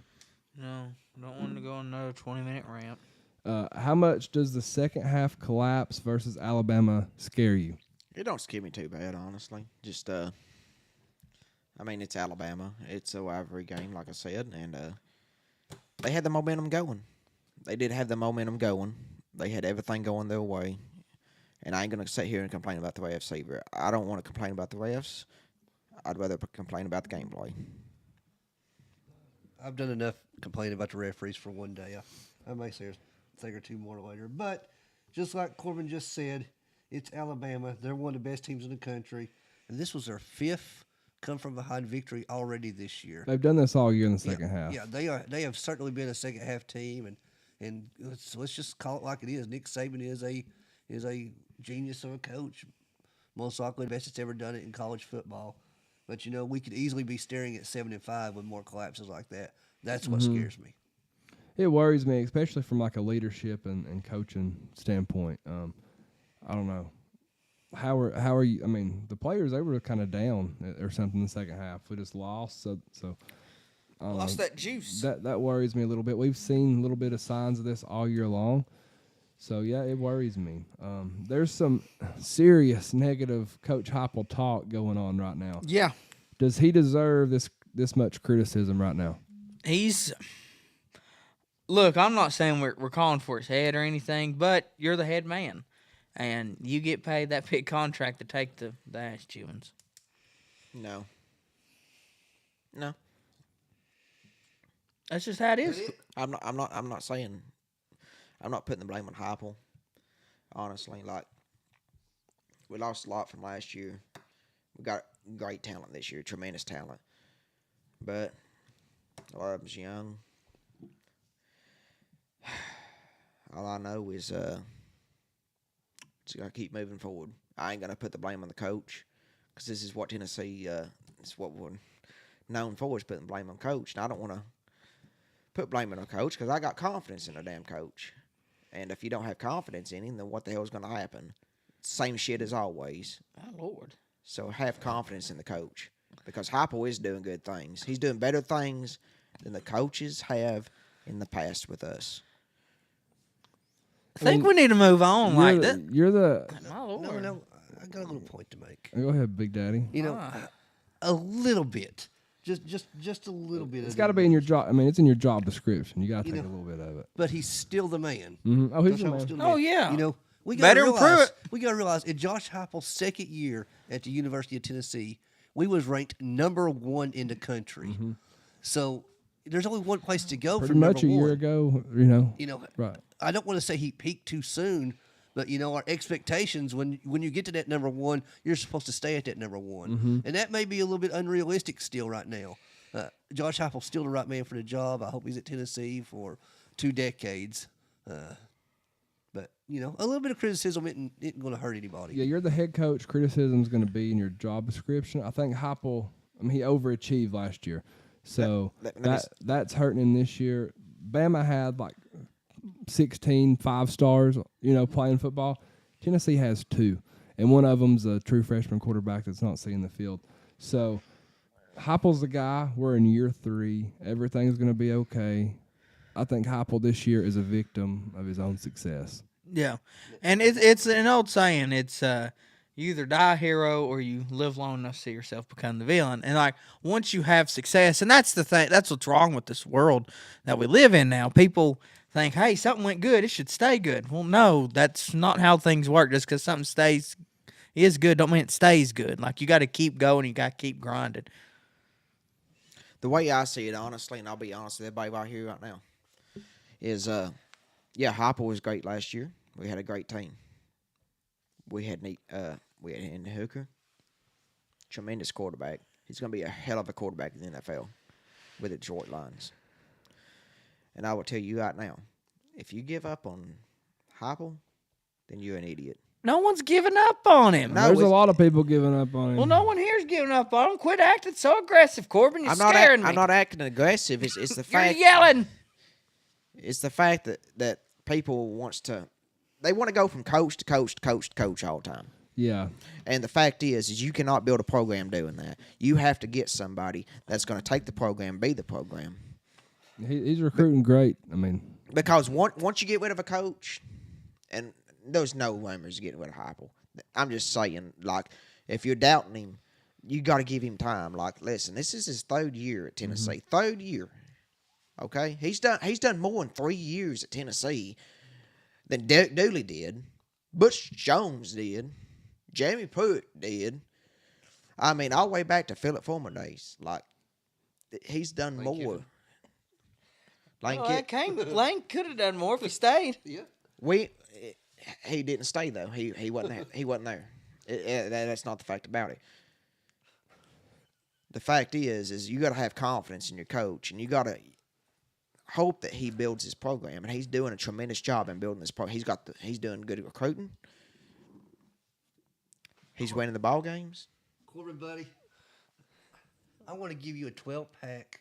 No, he doesn't need another. No. I want to give him a twisted tea and let him go to halftime and fire up Coach Heupel himself, because, by God, you need to do a halftime talk to the coaches of yourself. Hey, Miranda agrees. Put some confidence back in him. I love it. He doesn't need a 12. Just give him one. I just cannot stand the fact that when something happens and you lose a couple ball games, you give up on the coach, and that pisses me the hell off. I'm right there with you. We're with you, Corbin. I'm just being honest, because that's how it goes. Like you get that point, you're like, we lost 2 games. Take the coach's head and let's get somebody else over here. Like, no, this is not the case. There's only one person that's been called for the coach's head. That's your good buddy Tommy Francis. Yeah. Where is Tommy? He's usually listening. I'm talking about the Twitter. The Twitter. X, it's Twitter, X, whatever you want to call it. It's a bunch of bullshit's what it is. All right, another SEC road game loss for the Vawls. I needed that. When I mentioned the road game, I'm talking about an actual hostile environment. Tennessee loses at Georgia last season. They lose to USC Junior last season. Florida beats us. And now we have Bama. How concerning is it that Tennessee's lack of success on the road? It's very concerning, because Kentucky smells blood right now. And we got Missouri coming up right after Kentucky, and Missouri puts up points. Luke, if you go to Kentucky and we don't win up there, we're not going to Missouri 2 weeks from now. I know, man. You know who else smelled blood? Jaws, and he's dumping the water over there. And guess what happened to Jaws? That son of a bitch ended up dead. You got anything to say? Jaws wasn't real. I got nothing to say. I said Florida week that I was worried because of last year's road performances. We Bad destroyed LSU on performance the road. in Gainesville, and we do it again in Tuscaloosa. To me, I mean, it worries me. It really does. You know, that just proves to you, though, how tough it is to win on the road. Bama wasn't even loud. No, I've heard Little League basketball games at Cofield and Wartburg that has been louder than that. I swear to you, it was. And they had Nick Saban on the Jumbotron. How many times did they? Every time they went a timeout or time they went defense, he was like, just get loud one time, please. That's all I'm asking. I'm asking you one time to just get one loud. time, get loud. And they would blare music. I'll give Alabama this. They do have a nice PA system. When you got, it's pretty loud. When you win 6-7 national championships, you can buy some fancy speakers. I will say, and you mentioned it to me on your way home, Luke. something about the last part of the stadium was when they sang Dixieland Delight. Yeah. Why don't we make that an annual thing? We got the barrel for Kentucky. Why don't we just make the Alabama-Tennessee game who owns Dixieland Delight for the year? Yeah, we get No, that's ours permanently. the winner gets out the group Alabama. Like they got to change their name every year Tennessee. to Tennessee. How confident are you going into Kentucky this week? 65%. I'm The gonna number I'm on gonna it. go with 72. I'm pretty confident. I mean, we're 43-7 all time versus Kentucky. 43%. 43-7 all time versus Kentucky. Really, 43-7. They've only beat us 7 times. Yeah, we should win, but which team I are bet we them most of them sevens happened in the past 10 years. Nope. which team are we going to get? Which staff do we get? How long do we get them for? So I'm confident, but I've got my worries for sure. Let's talk about the AP poll. Whatever needs to be said, we'll do 5 at a time. 1 Georgia, 2 Michigan, 3 Ohio State, 4 Florida State, and 5 Washington. Good for Washington. I love Washington. Michael We Penix love Jr. them. Everyone loves them. Michael Penix is doing good things. Right now, I think he's the Heisman candidate. Should be playing at Tennessee Should right be now. playing. Hey, you know what Desmond Howard said about him? He's got that big Penix energy. 6 Oklahoma, they drop a spot. Terrible. 7 Texas, they move up a spot. Oregon, 8, they move up a spot. 9, you got Bama, they move up 2 spots. At 10, you've got Penn State, they drop 3 spots. You know, there was an interesting stat. Alabama, under the Nick Saban era, has never been not ranked number 1 in one season. And they're ranked number 9 right now. They're not going to be ranked number 1 this year. It's going to be the first time I think in that history. stat might be wrong because his first year they were pretty bad. Keep going. 11, Oregon State, they move up a spot. Oh, well. 12, Ole Miss, they move up a spot. Utah moves up 1 spot to 13. Notre Dame moves up 1 spot to 14. LSU moves up 4 spots to 15. Okay. Any issues? All right, 16, Missouri, they move up 4 spots. 17, here's Corbin. North Carolina, they drop 7 spots. I told everybody right here. North Carolina going to screw up, and what happened? I thought they would too. They made it further than I thought they would. They did make it farther than what I was giving. I started giving props. I was like, dang, North Carolina doing something back. They really But botched it. as soon as I said it, they lost. So maybe that's what they was waiting on. 18, Louisville, they move up 3 spots. Air Force, glad to see them in there. They move up 3 spots, and then Duke drops 4 spots. Hey, Air Force undefeated. Heck of a team. Like look at their schedule, and they're predicted to go undefeated in the regular season. Yeah, I'm glad to see Air Force do good. And I'm not a Missouri fan or whatever. I don't hate Missouri, so I don't mind their success. 21, Tennessee, we drop 4 spots. Tulane, they move up 1 spot to 22. UCLA moves up 2 spots to 23. USC drops 6 spots. Love it. Ouch. To number 24. And then we've got James Madison coming in at number 25. Good for them. Hey, at least we ain't out of the top 25. Hey, get James Madison. They've been a FBS program, Division I, for about 4 years now, and they're ranked after being a successful FCS program. I thought it was going to I never thought they'd get this point, but they have proved something. I know they're a smaller team in Division I, but still, the Division I ranked. Hit the comments real quick. Jeff Hensley says Mincy leaving the game ended up being a major blow to the offensive line that may have affected the play calling. Yeah, That's a good point. it is. Luke, I know this is the end of our segment, but I want to bring up one more talking point if we could. Okay. I think we need to at least touch on this scandal going on up there at Michigan with this so-called stealing signs and cheating and the ramifications that could come of that. There's some wild and crazy rumors going on there right now. Some stuff that might be pretty good for this podcast. Let's Spanky, do have it. you seen any of it? I have. The stealing of the signals and all that stuff. Oh yeah. Do you want to hear the conspiracy theory going around? What's right the now? conspiracy going on? Now this is getting out there, folks, but it's there. So we're going to talk about it here on the Vawls Deep podcast. You know, Michigan had this staffer that had bought tickets to 30 different ball games. It was going and videotaping the opposing team's defensive signals and some offensive signals, apparently. One of the games that he went to was last year, Tennessee versus Kentucky. He was there to watch Tennessee. The very next week, he went to another game. He went to Clemson to scout Clemson's team.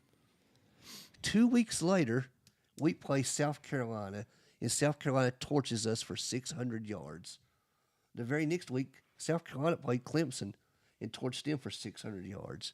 The rumor going around is that Michigan staffer sold the Tennessee signals to South Carolina and sold the Clemson signals to South Carolina. Really? That's interesting. Interesting, ain't it? That's interesting. It's interesting, but I don't believe it for a second. Corbin's on one We're going tonight, to talk boys. about Tom Brady in a minute. I Just like I don't believe for 1 second that you are not an alcoholic. That was deep. Get him, the Corbin. fact is, that you would have to get like several programs to come together to keep something that's top secret, and all you have to do is have one program piss the other program off. Then you're gonna have a whole Christmas tree thing going on over here, and it ain't gonna work out. Like that's just conspiracy. Are you saying you don't believe Shane Beamer would cheat? Because he's poor mayonnaise on himself. So surely to goodness he'd buy some signals. That being said, though, I don't see Jim Harbaugh lasting through the rest of the year with Michigan. I'm sorry, this is going to get really, really bad for Michigan, really, really, really fast. I think so too. I think he could be on the way back to the NFL before they get a hold of him. Yeah. That being said, that comes up a big coaching opportunity there at Michigan, and they're going to come calling for several coaches. Don't call Knoxville, Michigan, because I don't believe Josh Heupel's going anywhere. I believe we need to get a phone signal for any outside calls. Put some sort of blocker on it. Yeah. The fact of the matter is, even if whoever they do call, Michigan's going to be in so much trouble and have all these penalties and stuff from the NCAA come across them, and not even all at one time. It may be years. They have to be, some of them be processed. The fact is a coach is going to look at that and be like, do I want to get in that shit show over there? Do I want to be involved with the bowl band for 4 years? I know a 5 coach years? that's about to be looking for a job. Oh, Lyles Jones out in Arkansas. No. I got the name for Michigan that could get through all this. Lane Kiffin. Deion Sanders. He would. I bet he would go. Oh, Spanky. You make him change teams again. Would Deion want to go set with a program that's in all this trouble and could face He bowl? turned Colorado around. It don't matter. Does he want to go set in all this trouble and have bowl bans for years to come? Deion Sanders, look, he could smooth talk the NCAA. Look at me. The NCAA ain't going to touch Deion Sanders. Yep. That's right. That's a good point too. That's right. No, y'all. We got a ton of comments in here. I can't read them all. Mr. Jones says, Washington, your Penix is out. Landon Shaver on YouTube says, thank God Arkansas fired Dan Enos. Good luck Saturday. I think Tennessee will win. Let's see. Mr. Jones says, where's Billy Madison ranked? Are you talking about James Madison? Smokey would tree that Wolverine. I agree, Kathy. And Mr. Jones says conspiracy theory is another word for spoiler alert. All right, we'll be right back. Stick with us. We've got the duel coming up next. Trident Hydro Clean, your exterior home cleaning professionals, house, roof, driveway, concrete, gutters, and much more. Trident Hydro Clean, 865-363-8815. They've been in business for 5 years, and they have a 5-star Google rating and a 5-star Facebook rating. Call Jacob today. Give your house, driveway, and or patio the care it deserves. 100% satisfaction guarantee. See the difference between a professional and amateur cleaning. That's 865-363-8815.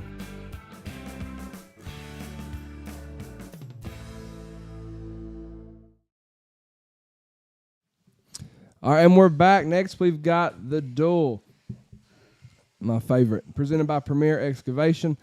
These three will battle it out over a few tough questions. The winner not only gets bragging rights, but they get some hardware to drag around with them for the week. We've got 5 questions here. Let us know in the comments who you think wins the duel and who you think deserves the belt. Question number 1. Is Tom Brady a cheater? Yes, is that even a question? He is a bona fide cheater. He has been proved. and time again by not only the NFL, but by the court of law. He got suspended for 4 games, people, for deflating footballs. 4 games. You can't tell me he's not a cheater. If you ain't cheating, you ain't trying, as I used to say. Or something like that. Is that how to see it? I don't know how it You goes. ain't cheating, you ain't trying. That sounds But right. but Tom Brady is still the greatest quarterback that ever played the game of NFL football. Is he a cheater? Man, again, they're all doing something to draw an advantage. I don't think Tom Brady's doing anything more than what any other quarterback in the NFL or Peyton perhaps never even- got in trouble for it. Peyton could hold a football too. You know, he didn't need to deflate that by No, he by what. couldn't. But yeah, it's true. But I don't believe Tom Brady's a cheater in the sense of a Jim Harbaugh cheater. But you know, he's taking advantages when he could. Oh my God! You what know, is Tom this? Brady did come from Michigan. He did. He That he did. He did. Y'all just hate winners. That's what it's about. Oh, my God. You hate winners. He was a winner that last year, wasn't he? He is Only as good the as greatest last year. quarterback to ever play. Oh, yeah. Holds all these records. That's great. That's great, I'm ain't it? talking to Spanky. over That's here. great. Yeah, take your sunglasses off, look me in the eyes, and say it. He is the greatest quarterback to ever play the game. Put them sunglasses Says- back on. Never mind. My apologies. I Says- thought there was something actually behind and through them eyes. Says the man that had Peyton Manning as the number 1 passing yards leader in the NFL in history. Well, he had that record. He He's did. not even- And if he would have played as long as Tom Brady did, he would have that record too. He's not even second. And Drew Brees is second. If Peyton would have had as long as a career as So both is of them Tom did. Brady a cheater, Is he Corbin? a cheater? That's a question. No, he's not a cheater. You just hate winners. People hates when people win. If he ain't a cheater, why'd his wife leave him? I ain't go. We didn't define cheating, so you know. Wait, what? His wife? Wait, that has nothing to do with nothing in football. I'm just Is saying. Tom Brady a cheater when it comes to playing? Answer football? the question. No, he won everything. Like, listen, when you win games, people would bring up anything you want to. The deflate game, everything. Did he have maybe a deflate game? I don't know if he did or not. Did he? I don't know. But the fact is, he still won all them Super Bowls, become the greatest of all time, and he did not cheat to win. And you know what? Every NFL team, it don't matter who it is, every NFL team's cheating in some way. It don't matter. Was Jerry Pruitt a cheater? Jeremy Pruitt? That's what he asked. Yeah, Here, you can have mine. it's like I He's said. hold on, I ain't giving you that microphone, Yeah. Spur. Jerry Pruitt was a cheater because he was proven to be cheating. Tom Brady's a cheater because it was proven that he was playing with deflated footballs. That's cheating. And I If you get proven that you are cheating, you are a cheater. literally said every team in the NFL cheats. But are they cheaters? No, because they ain't got caught yet. That's right. Exactly. That's what I'm saying. So you're saying he's a cheater. We wasn't asking if every team in the NFL is cheating. We're asking did Tom Brady cheat? Yes. So everybody cheats in the NFL. So Yes, but they ain't been caught. did Tom get caught? I don't know. Yes, he did. You He don't was know. suspended for 4 games. For 1 year. So you're taking 4 4 games, not a year. the year he got caught. So I'm saying. He got caught. Have you not heard of Spygate? Deflategate? Watergate. The fact is, Oh, wait, can't say that on Facebook. Yeah. Oh. Yeah. so you Careful. saying Don't start that pizza war again. so you're saying 1 year of Tom Brady out of his entire career. 2. It happened twice. Deflategate and Spygate. So you're taking that whole career.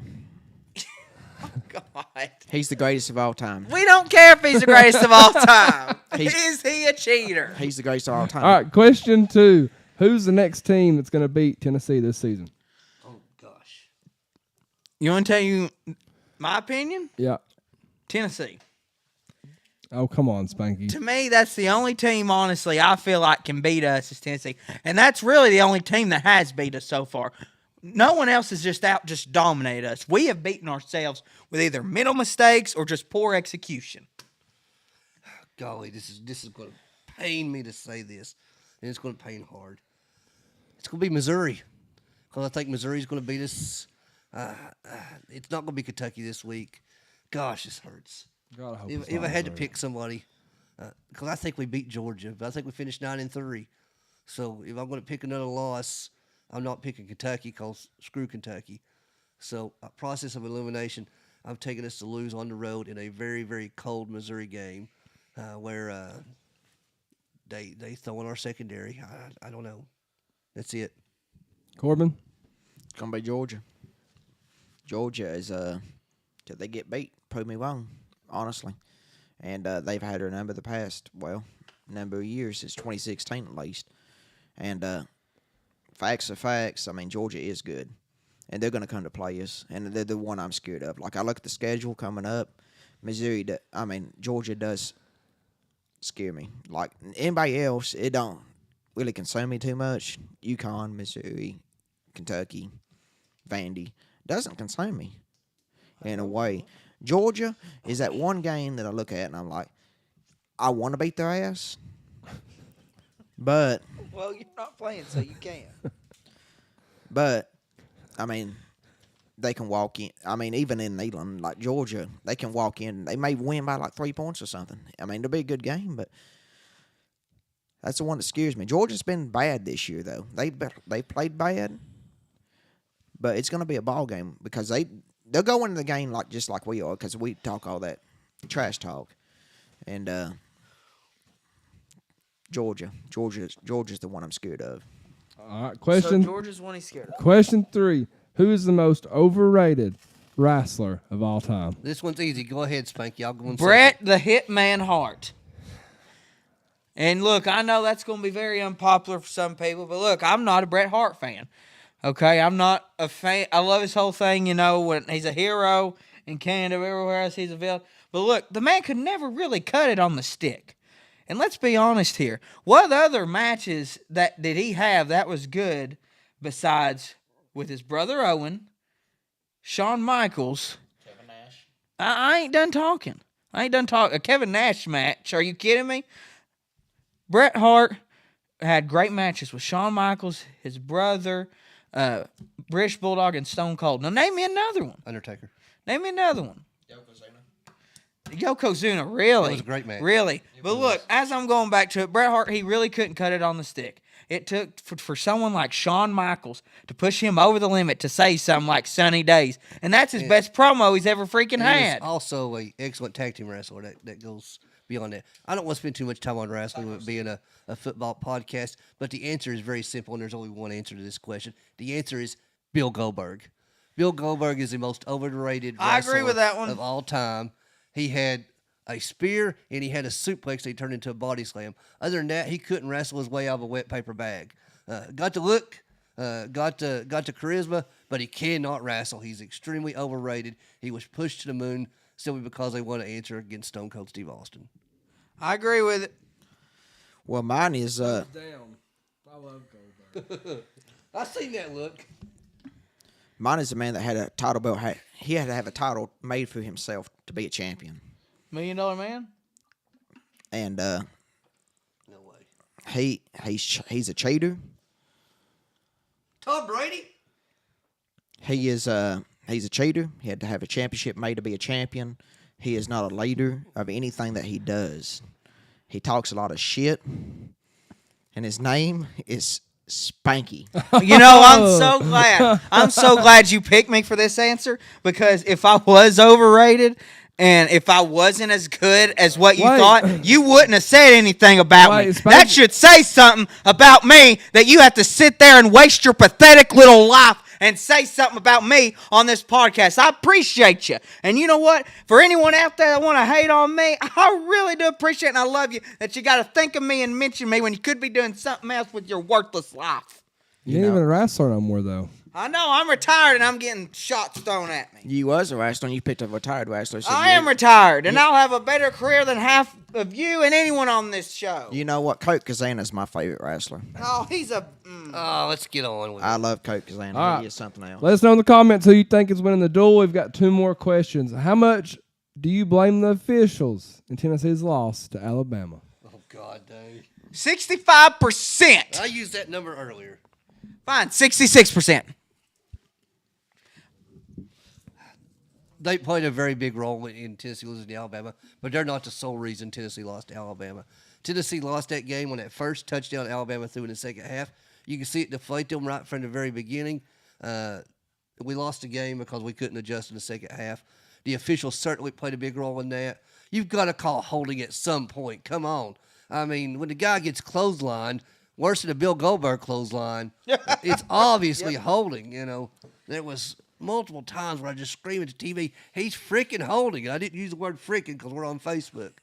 But, my God, I was frustrated for Tennessee. I was frustrated And they for even Josh missed the Heupel. forearm shot that we gave somebody, but that's neither here nor there. That's neither He's here nor going there. for the ball. He was going for the ball. It was, was it a little late? Yeah. Did he make contact? No. So it just looked bad because it was on scene on replay, and he clearly threw a punch. But he threw it at a ball. He didn't hit anybody. Referees, it's got to be better. It's just got to be better. And it's not just the Tennessee game either. It's a whole. It's awful this year, everywhere. I'm going to go about 50-50, honestly. I mean, yeah, the referees had very bad calls. Had the a couple bad holding calls. Had the. Say something else. What do you got to say? Just finish what you're going to say. I don't know if you get a chance. You might want to say it. It wasn't just the non-calls that Alabama didn't get. It was the timing of the calls they called against Tennessee. Timely calls against Tennessee that really, really hurt us. I just couldn't believe some of it. I really couldn't. It was almost so bad it was obvious. Now you can go. Anyway, we had a bunch of Now I'm pissed. we had a bunch of bad calls, but I don't like putting blame on the refs. The whole thing. I mean, even though you have bad ref calls, you still have to pick the game up on the other side, honestly. And that second half, I mean, Alabama did play tremendous that second half. They come out, and we could not contain them on defense. We really couldn't. And I cannot put the full blame on the refs just for that. I mean, yeah, it was a BS call with the fair catch. And, yes, that was the start of the downfall, but still, and the holdings and the pass interferences and stuff like that. But still, you have to defend on defense. You have to go on offense, and you have to make plays happen on it. Because when you're going out there on offense, and it is 2nd and 20, and you're running the ball, knowing it's 2nd and 20, and you're in the backfield at like the 35, 30-yard line, knowing that, oh, well, if we get like 5 yards, we're going to be like 3rd and 15, then we're going to punt the ball. Like, you're going to have to make smart decisions on the offense to put us in position. But it was always 2nd and 20 because the referees called a damn holding penalty on us and didn't happen. That's right, Spur. Tell them. That's true. All right, last question. Let us know in the comments who you think is winning the duel. Last question. What is the biggest disappointment so far with this 2023 Tennessee football team? Offense. It was that loss to Florida. Point blank, the loss to Florida was downright embarrassing. We were way better than Florida. Sorry, Robin. We're still better than Florida. Going down there in the swamp with all the confidence in the world and Don't laying the egg apologize to him. was just absolutely terrible. That's my biggest disappointment. You know, Alabama's one of the top 5 or 6 teams in the country. There's no doubt. We were massive underdogs going in there. We was not underdogs at Florida. We expected to win that game. We should have won that game, and we went down there and laid an egg. That's my biggest disappointment with Tennessee this year. I think it's our offense. I think Our defense is tremendous. Offense, I got the mic over here, son. Well, I'm sorry you keep taking pauses to breathe. Find it out. Okay, fine. It's offense. Look, everyone, especially us, talked about all offseason, hey, this is Josh Heupel offense. This is Josh Heupel offense. Well, guess what? That Josh Heupel offense is not here right now. How about we just talk about the Josh Heupel defense? Okay? And, yeah, I'm very happy with the defense. And defense improved compared to last year. But the offense is still not there. And I understand that in order to have a good offense, your defense has to be off the field quick. And our offense is just not there making them plays. And to have a good defense, your offense has to be on there the majority of the time so your defense can get a break. I understand all that. But we got to find a well-balanced thing. We can't just have one side carrying the other. We got to be more balanced. That it? I love how Spanky just like cuts into me because he's not confident in his own self. He waits. No, I'm cutting into you because you're taking too long of pauses of breath, so I never know when the hell you're done. You need to calm down over there. Just saying. Calm down, son. All right, let us know in the comments who you think won the duel. Spur lost the vote by saying sorry to Robin. Yeah. Jamie says the biggest disappointment is the lack of heart and pride of this whole team. They've been way too That's a good point. They've been way too casual this year compared to last year. I couldn't agree more. We need to mail the belt to him. Anybody that votes for me, Jamie, I'll give who you won the duel, Jamie? Anybody that votes for me, I'll give you $5 cash Venmo. Look, he's trying to cheat in a daggum vote Look, already. someone in the Wearing a Tom comments said Brady Kurt jersey. Angle. Yeah, I didn't like her. We always knew Tom Brady was cheating. Oh, You're my trying to buy God. votes now. All right, let us know in the comments who you I'm the think won the greatest. duel. We'll announce that greatest. winner next segment. Share this out for us. Give us some likes. Do you have dreams about what your property could be? Whether it's driveways, ponds, septic, new home construction, or even forestry mulching, let us earn your business and make your property dreams come true. Call Premier Excavation at 865-766-9408. You can also find us on Facebook or Instagram. Thank you for supporting small businesses that support you. Again, that's Premier Excavation at 865-766-9408. Go Bird. Yeah, I like Go Bird. All right, and we're back. Tennessee versus Kentucky. Kroger Field, Lexington, Kentucky. 7 p.m. kickoff, and the game will be on ESPN. Tennessee and Kentucky are both 5-2, 2-2 in conference. The matchup indicator gives Tennessee around a 70% chance to win this football game. They're also a 3.5-point favorite. Weather's looking to be around 55 degrees, no rain. With that being said, let's get into our keys to the game. Let's start with offense. Offense got to score fast. Tate, and we've said it, what they had to do down there at Florida and what they had to do at Alabama. Get the crowd out of it early. Like, if we could have, look, whatever you did in the first half against Alabama, do that and more. Get them out of it. I do believe we're going to bring our A game this weekend. Honestly, it's Kentucky. We always do. Usually do. I mean, we've only lost them. People act like we lost Kentucky like a ton, but we haven't. Just 7 times in history. But the last couple of years, it's been pretty close. Heupel hasn't lost to him. You done? Yeah. You know, we had to play 4 quarters like we played the first half at Alabama. We had to have the confident Joe Milton. Confidence on offense, confidence on defense. We had to wrap up and tackle. Kentucky's big up front on both sides of the ball. We got to open up space for our running backs. We got to get the run game back. Let's hope Kamal Haddon's healthy and our secondary holds up. We got to stop their run. Kentucky likes to slow the game down. We need to play at our pace. Exactly. They're going to kind of try and do what A&M done to us. Just run the football like we know how to. Don't be scared to throw the damn football down the field. I think we need to use the tight ends more and just quit being so conservative. I think it's pretty simple. I'd like to see some RPOs. That's what I'd like to see. Hey, I love the option that Joe Milton ran a couple of times. Yes. Give him some Love RPOs. it. Just I don't understand the Pitch scared me a time or two, but woo, Yeah. it was fun. That one option he ran where he threw it to him when he had the ball forever and just threw it and it went 1 yard. I mean, that was...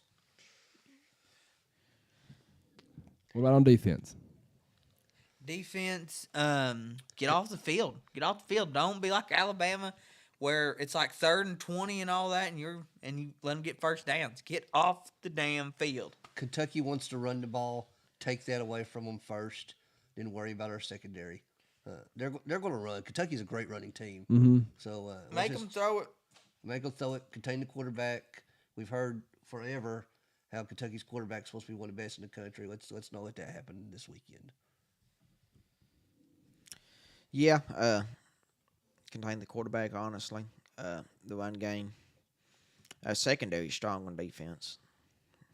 And I got confidence in us. I think we're going to contain Kentucky pretty well. Like, I'm not doing a prediction right now, but my prediction kind of is it's not going to be good for Kentucky. Defense line has to do what they've done all year. Just get after Leary, make him uncomfortable. No missed tackles. Stop over pursuing. Just play ball. Defensive backs have to be good. Kentucky quarterback's good, man. He is. He worries me. Any side notes, special team notes? Yep, this is Spencer Rattler said about us. This really is Kentucky's Super Bowl playing against us. It's a border rival. I'd love to see the Beer Barrel come back. It's not like you said earlier. Let's take the crowd out of it early, and if Kentucky gets some momentum sometime in the middle of the game, we got to do our job to stop that momentum from bleeding us out. Can we not get another beer barrel? It's in the equipment room. I know where it's at. Well, can We we still just have it. We own it. Something happened. I can't remember the exact. I remember reading the story, but they got rid of it. Oh no, it's there. Huh? It's No, I'm just talking about why they got rid of Why? doing it.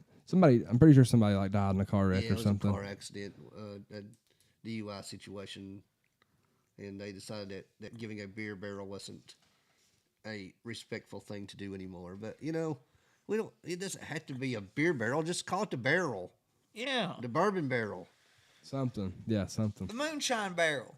the barrel, just a barrel. barrel. Just a barrel. Yeah. You got to be all crazy, Spanky. Just Of course, call beginning it a next barrel. year. Beginning next year, we're only going to have one opponent that's permanent anyway. It's going to be Vanderbilt. I don't want to even talk about that right now. All right, for Florida, Alabama, Georgia, or other, we're gonna do. We're just gonna do some jokes, some Kentucky jokes, I guess. What separates a good team and a great team? The state line of Tennessee, Kentucky. Good one, Spur. The Tennessee-Kentucky border. Why do all the trees lean north in Tennessee? So they're leaning away from Kentucky. No, they lean north. That'd be towards Kentucky, Spanky. Okay, yeah. Because Kentucky sucks. What do tornadoes and divorces in Kentucky have in common? They take everything you own. No. Either way, someone's going to lose a single wide. I was gonna say everybody's trash. Why are murders in Kentucky so hard to solve? No dental records and everybody has the same DNA. Yeah. Why doesn't a Kentucky family tree fork? Because Don't they're got one always branch. spooning. Yeah, because it spoons. I like that one. That was my favorite one. All right, that was Florida, Alabama, Georgia, or other modified version. Spanky, if you ever want to see something in wrestling, please go do a show in the Appalachian Mountains of Eastern Kentucky. You will never live it down. No, Trust I me. don't feel like I've heard horror stories. And you got to get a Kentucky license, and That you do. It's just a big hurdle to get through. I just don't know if I want to do it. They ain't gonna give Kentucky license the worst wrestler of all time. What? I need to be following NASCAR. I don't know what you said. We're about to throw down the commercial, ain't you, Corbin? I had no clue what he said. I'll whoop his ass. Come back from commercial. May see me beating Spanky's ass over here in the Yeah, background. you can be. Never mind. All right, we'll be right back. Stick with us. We've got our college football and NFL pick'ems coming up next. Hey y'all, it's the Vawl Daddy. The C&D Tire Pros are your go-to experts for nearly all of your vehicle needs. Located in the heart of Oak Ridge at 164 Fairbanks Road. They've got a 4.8 out of 5-star rating, and that's very hard to do in the tire business. Tire installation, wheel alignment, wheel balancing, tire rotation, tire repair, brake changes, oil changes. Hell, they'll even paint your back porch. I've known Zach since he was in diapers. We went to church together. We went to school together. We played football together. And he's been changing tires since he's been in diapers. Give them a call today, 865-483-7455. Like them on Facebook. That's C&D Tire, 865-483-7455. Ladies and gentlemen, it's your man here, the Spank. Like myself, D&M Fencing are the best in the business today. They can install wood, chain link, vinyl, picket, composed metal, barbed wire, heck, bring them bamboo sticks. And they can install them things for you too. D&M Fencing, do it right the first time. Their numbers are 865-435-4515 or 865-387-1026. Give my friend Ted a call today. That's D&M Fencing.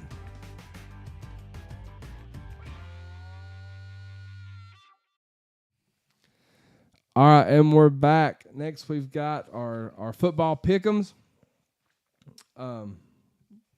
Let's do it. Let's do the predictions. Before we get to them, though, Spur has to draw from the cup of misfortune. Will Spur do the punishment, or will he donate $25 to the charity? What's wrong, Spur? This just adds to the misery of last week, as I said earlier. It does. Only way to end last week was to draw this cup. Close them eyes, big dog. I don't need to close my eyes. Whatever it is, as long as it's not a daggum one-chip challenge, I'm okay. We already got that out of the way. Thank God.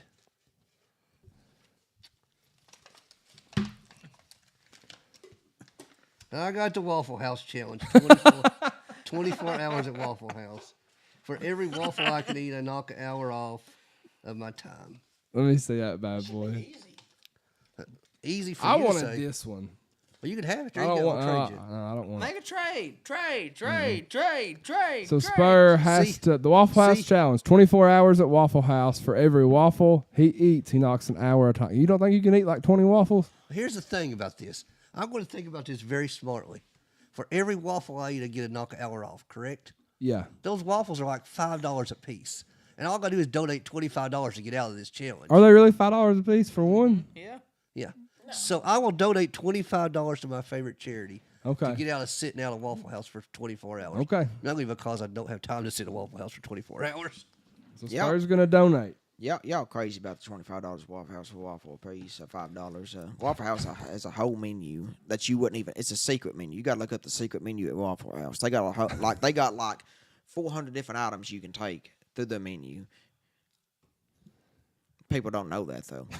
What does that have to do with waffles? The only thing I'm allowed to eat is a waffle. You said it was $5 to eat a waffle, and it's not $5 to eat a waffle. By there. God, we're going to look. Look it up on your damn. Look it up on Reddit over there. Go on Reddit and let Reddit tell you, or Wikipedia, or whoever's gonna lie to you. It is not $5 for a waffle at Waffle House. Corbin, you need to listen to some Hank Williams Jr. You need to be one of them rowdy friends that settle down, man. I love Hank Williams. All right. On my round. Let's get in our friends, predictions, and then we'll do. Spur will talk about the giveaway. Our record so far: first place Corbin, 52-26. I'm in second place, 51-31. Spanky is in third place at 50-32, and Spur is in fourth place at 49-33. Let's see how we do this week. Game 1, Oregon, Utah. Man, both teams 6-1, and this is one of those games where the Pac-12 just beats up on each other every year. Like the Pac-12 could be so good and have a championship team, but they beat up on each other. So this weekend, I'm going to have to take Utah's at home, Oregon's away. I'm going to take Utah. I'm going to upset Bo Nix. Spur? Oregon. Give me the Ducks. I've also got Oregon as well. Game 2, Duke at Louisville. Duke is 1-3 in the last four games against Louisville. Duke, they've not been so hot. They lost to Florida State this past week. Give me Louisville. Louisville's pretty hot right now. Not so fast, my friend. You did say they are 1-4. Well, guess what? 1-3. 1-3. Whatever. Well, guess what?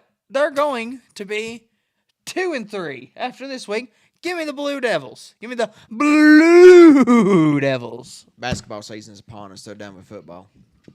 Waffle House menu price, a waffle, $5.49. He told you, suck it.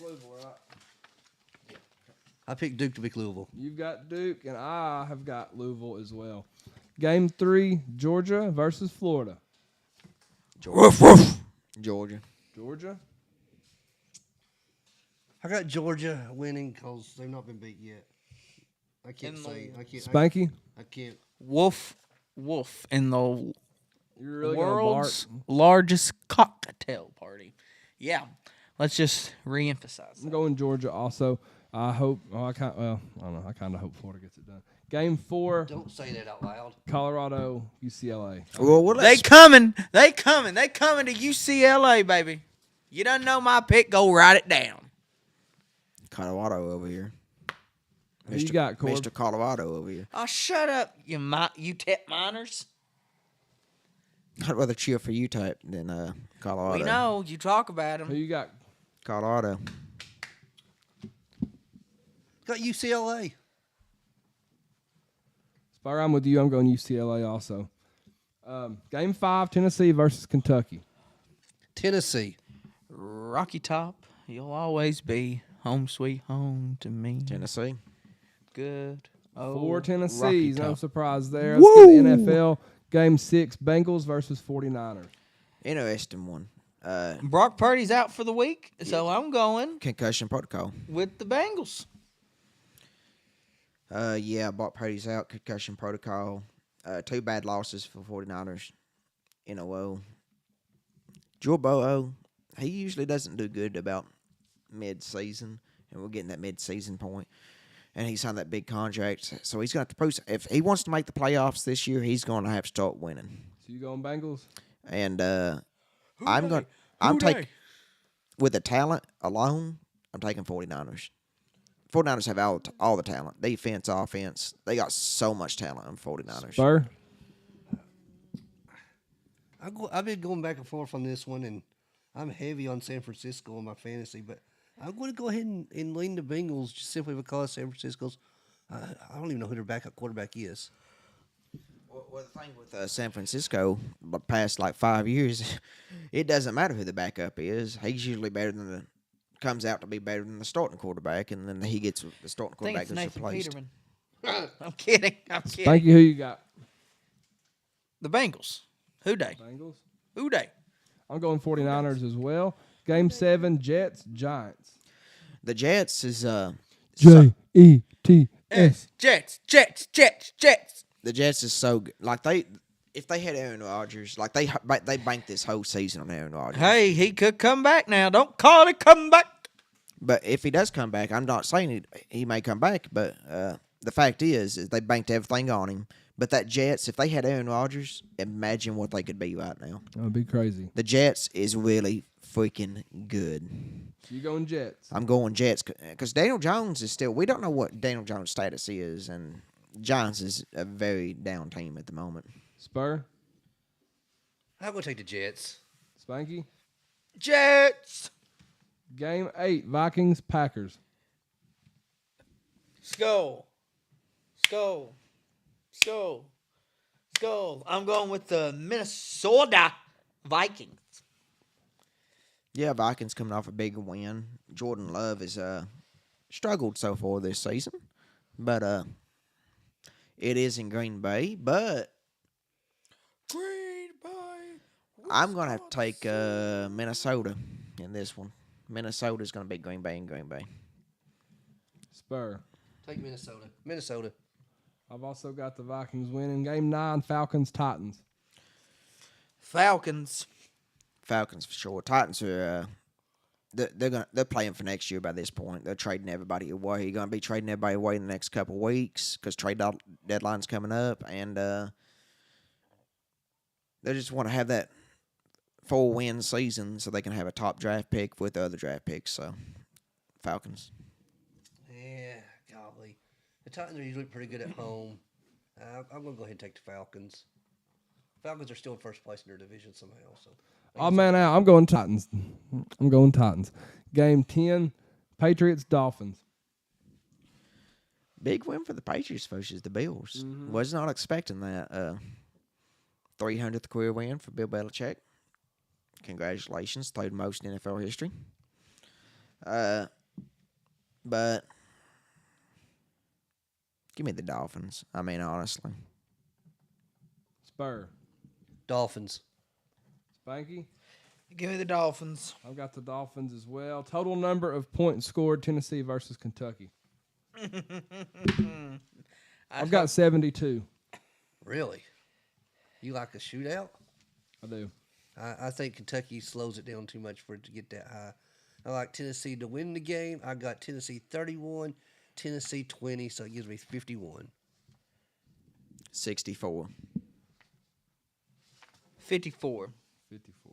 I was actually, and I picked 54 because, and I was just going to play a little rib on you, Luke, but if you read the notes, it says points scored Tennessee versus Alabama, and I put 54 because 34-20, but you said Kentucky there.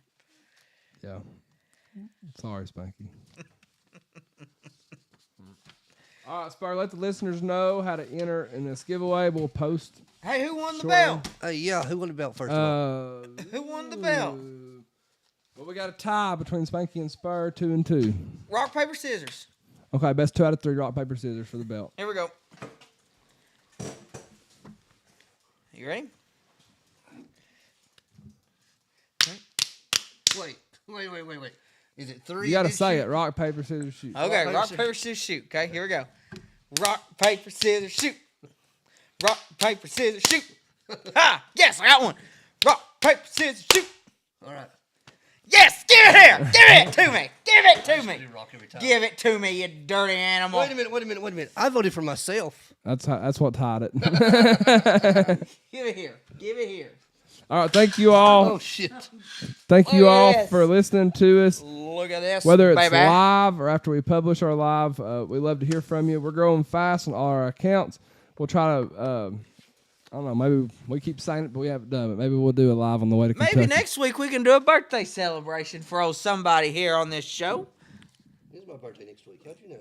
It is my birthday on the day of we have this podcast.